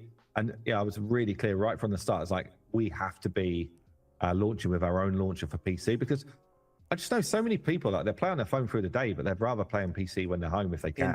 Indeed. Yeah, I switch. Yeah. That's awesome. Is there anything that I didn't ask you about that people need to be updated on Godforge? I feel like I have a pretty good feel for the timeline. Oh, well, the actual game launch, is that TBD or is that like mid 2026 or not? So again, so the way that works really is we do a bunch of user acquisition testing, like a bunch of marketing, and so people that are outside of like our network, right? So you think about all the people that have watched our content over the last few years. They're likely to come in and try the game. I think we're going to get a bunch of them that come in and just be like, I'm interested to see how Hades and the team are pulled together. Mm-hmm. So we almost got those players we would just expect to turn up. It's the players that perhaps just see us on an ad on Facebook or Google Play Store, any of that type of stuff, and it's like, right, we need to try and pull some of those in and do tests to see if they actually stay. So a lot of the work then is just like around analytics. How long are people playing for? Why might they be dropping off? All that type of stuff. And then when we feel like we've got some good numbers and it feels like actually, people are staying for a good amount of time, then really what we do is we just turn on that marketing funnel. And that's really when you go into launch mode. Is like, we've got this model that works, and we basically push ourselves to a point where perhaps we're not losing money every month. That would be a nice, that'd be a nice. It's a nice goal to have, right? Nice goal to have. We're a business, right? So we do. It's so crazy when you think about the logistics. I think last time Hell Hades came onto Ash's channel, which was probably like 4 or 5, maybe 6 months ago. At that point in time, they had spent 14 million building Godforge, which means the first $14 million they make off of Godforge, assuming they haven't spent any more money, which obviously they have because it's been months paying developers and all that stuff. Like, they can't just break even. Like, they have to be profitable to have a sustainable business model. Because not only do they have to pay their employees, they also have to pay back the investors, probably with interest of some sort. I don't know. Like, they're going to have to really make money to keep it afloat. So that's another reason I'm conflicted, because obviously I want to support them in a way that I can, but I also don't want to pay for an advantage. I don't want to pay to win on Godforge. You know, I like being free to play. Yeah, well, that's why I've been buying the merch, right? Like, I got the Godforge beanie, bought the Fateless hoodie. I've got 2 Godforge shirts. Yeah, like, I've been buying up the merch because I do want to support them, but I don't want to artificially advance my account, I guess. Need to get to that break-even point so we can continue to build the company and obviously make this the best game we can. I forgot that we're gonna have mod rewards, so I'm gonna have them. I wonder if that stacks with the content creator perks.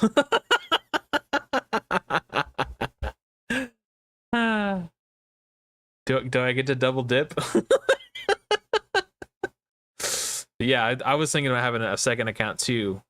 So like a virgin, like pure, because as a content creator, if I'm making free to play content, but I'm getting moderator rewards and content creator perks, and I'm not having a true, authentic free-to-play experience, so I can't speak from the perspective of other authentic free-to-play players.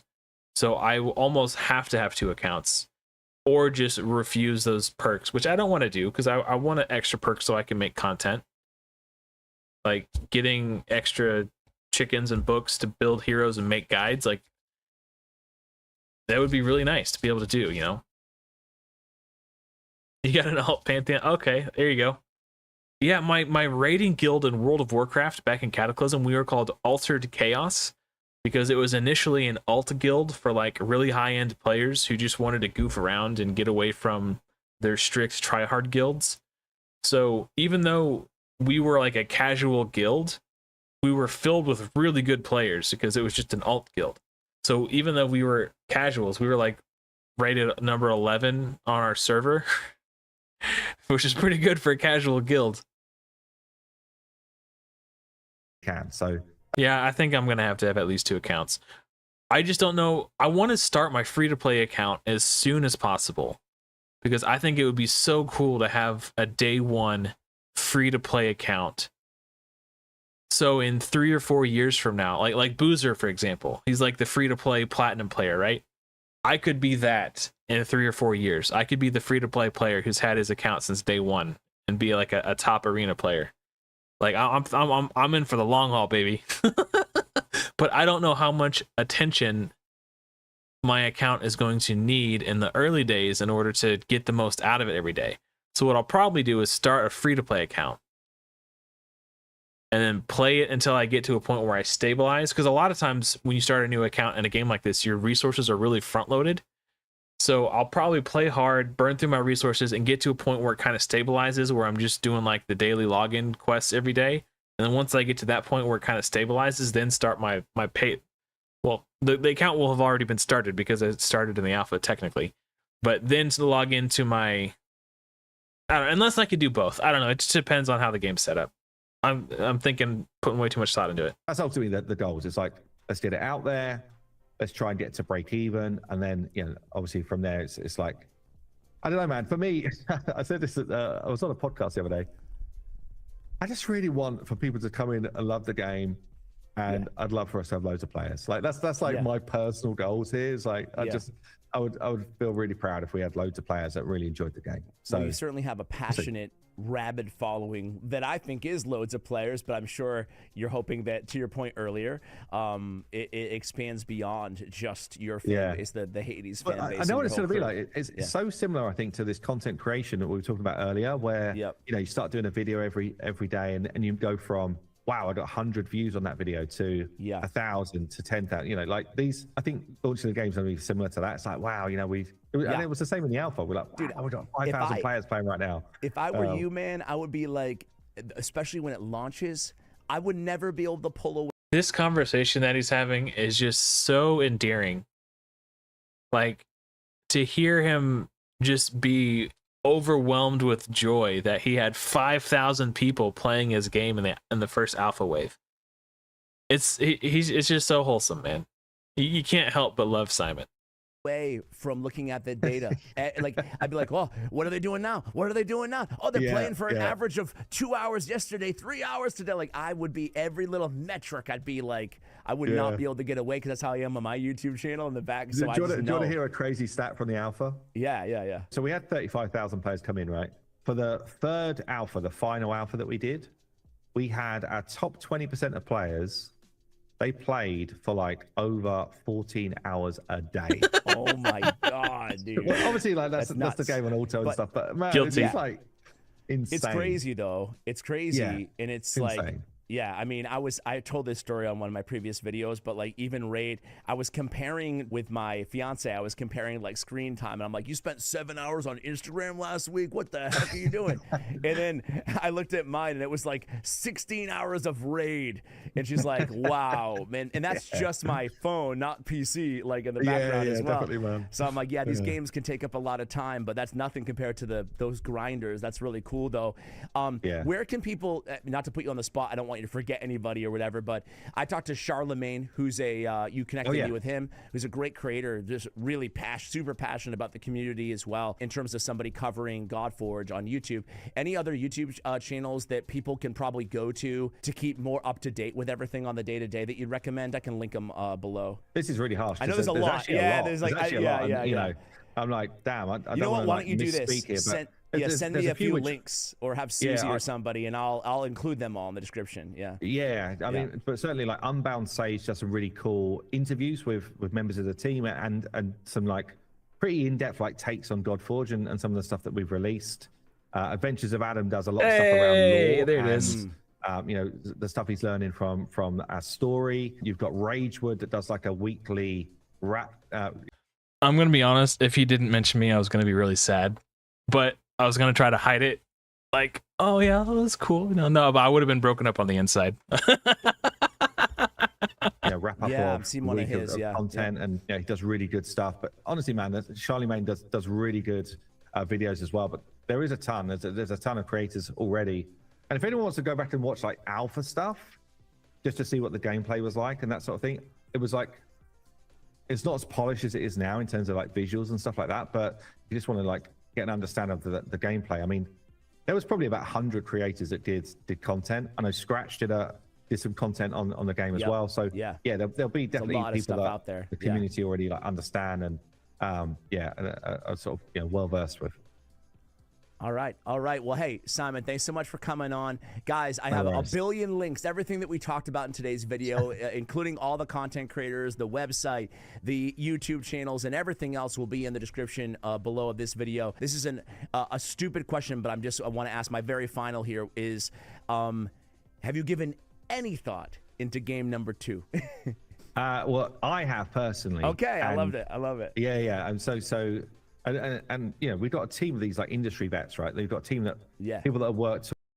So when I was on Ned Crash's channel, we actually had this conversation. My first instinct was to say a collectible card game, because I think the game would just basically make itself. At least all the cards, it'd be so easy. But the more I thought about it, I think it'd be really cool to see like an open world RPG in the same vein as like Skyrim, like just a single player RPG. Would just be really cool, especially if they made it like turn-based, like Baldur's Gate 3. That, I don't know, like something like that would be sick. It would be a much larger vessel for the story of the world to come to life. On games like EverQuest, Turok, favorite. Star Wars Galaxies, League of Legends, Marvel Strike Force, Fleet Command, like crazy games, right? Really, really good games. So they've all got like some ideas as well. But I would either like to go down the road of they're basically called like auto chess games, but like a team. This will be awesome too. Oh man, yeah, like Hearthstone Battlegrounds, Arcane Rush are two that I've played semi recently. But like again, like aside from the characters in the game would make themselves, you just base their kit off of what they do on Godforge. They have cooldowns that just happen automatically, and they scramble around the battlefield and fight each other. This would be such an easy like slam dunk, and they're so fun to play. Fight Tactics. Ooh, or that's cool. Hearthstone Yeah. Battlegrounds. Like for me personally, Yeah, I would love those auto games. chess. I play them a lot. You know, in my downtime, I'll play a lot of Hearthstone Battlegrounds or TFT. Really, I love that idea, man. that direction would be cool. Yeah, I've never really gotten super into that genre, but I played like casually, and I've always felt like I could get hooked, you know, like if the right game came along, so that's really cool. I mean, the other direction might be a roguelike, because I know there's a load of the team that play them a ton. And anyway, there's lots of options. And Yeah, that's we've our got our next own video, IP now, so we Simon. could just like move Godforge characters into those sort of worlds, and it would all make start sense. a But world. Yeah, lots of cool stuff going on, man. really cool, really cool. Yeah. Well, hey, The more I think about it, I think early on in the life of Fateless, they should probably stick to games that could be played on mobile devices too, like an auto chess, like a trading card game. I think something like a big open world RPG is a little bit more ambitious. There's going to be way more, what's the word I'm looking for? Capital investment to be sunk into it to create such a thing. Maybe 10 years from now, on the 10th anniversary of Fateless, they'll announce their big open world first person single player RPG or something. I don't know, who knows. But yeah, it'd be cool to see, walk through the world of Riven and see the maybe I don't know. You can choose in the timeline where it takes place, right? Like it could be just before the shattering or just after the like I don't know. It would be interesting. thanks for being so generous with your time. I know that you're super worries. busy. And guys, again, everything will be in the description below. We'll have you on closer to the beta or whatever you want to, early access. Yeah, We'll have you on back. Hold on, I want to see. Wow, they actually did put everybody in here. Not everybody, but a good amount. So the Unbound Sage, Charlemagne Games, Ragewood Gaming, Mr. Sneaky Plays, Scratch Godforge, Romsey Godforge, The Adventures of Adam, Bradbot Gaming. I feel bad for everyone who got left out. But I guess these are the people who are actively making content about Godforge. Okay. We made the list, guys. We're famous. We did it. Back on. Thanks again for coming on, man. Thanks so much. Appreciate you having me on and chatting through it, man. It's awesome. All right. Pleasure's all mine. Thanks for watching till the end, guys. Much love. And as always, take care. From dusk till dawn, I turn my speakers on. Why they wanna play with the king? I told them meet LeBron. Boom, baby. That was a 3-hour live stream reacting to 2 videos. My goodness, we went on some tangents tonight. Oh, man. Wow, that was awesome. Hopefully, we'll have the browser game tomorrow, and if we do, I will stream that if it's something that looks like it will be streamable and entertaining. But we'll wait and see. Hopefully it is, and hopefully I will see you all tomorrow. But until next time, everyone. Actually, roll that back. Thank you so much for watching. Hopefully I will see you all in another video soon. But until next time, take care.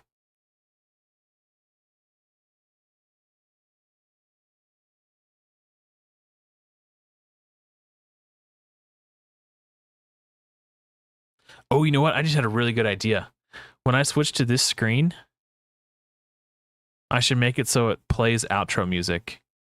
So it's not just a blank screen. Yeah, I'm going to work on that right now, actually. Boom! Later, guys.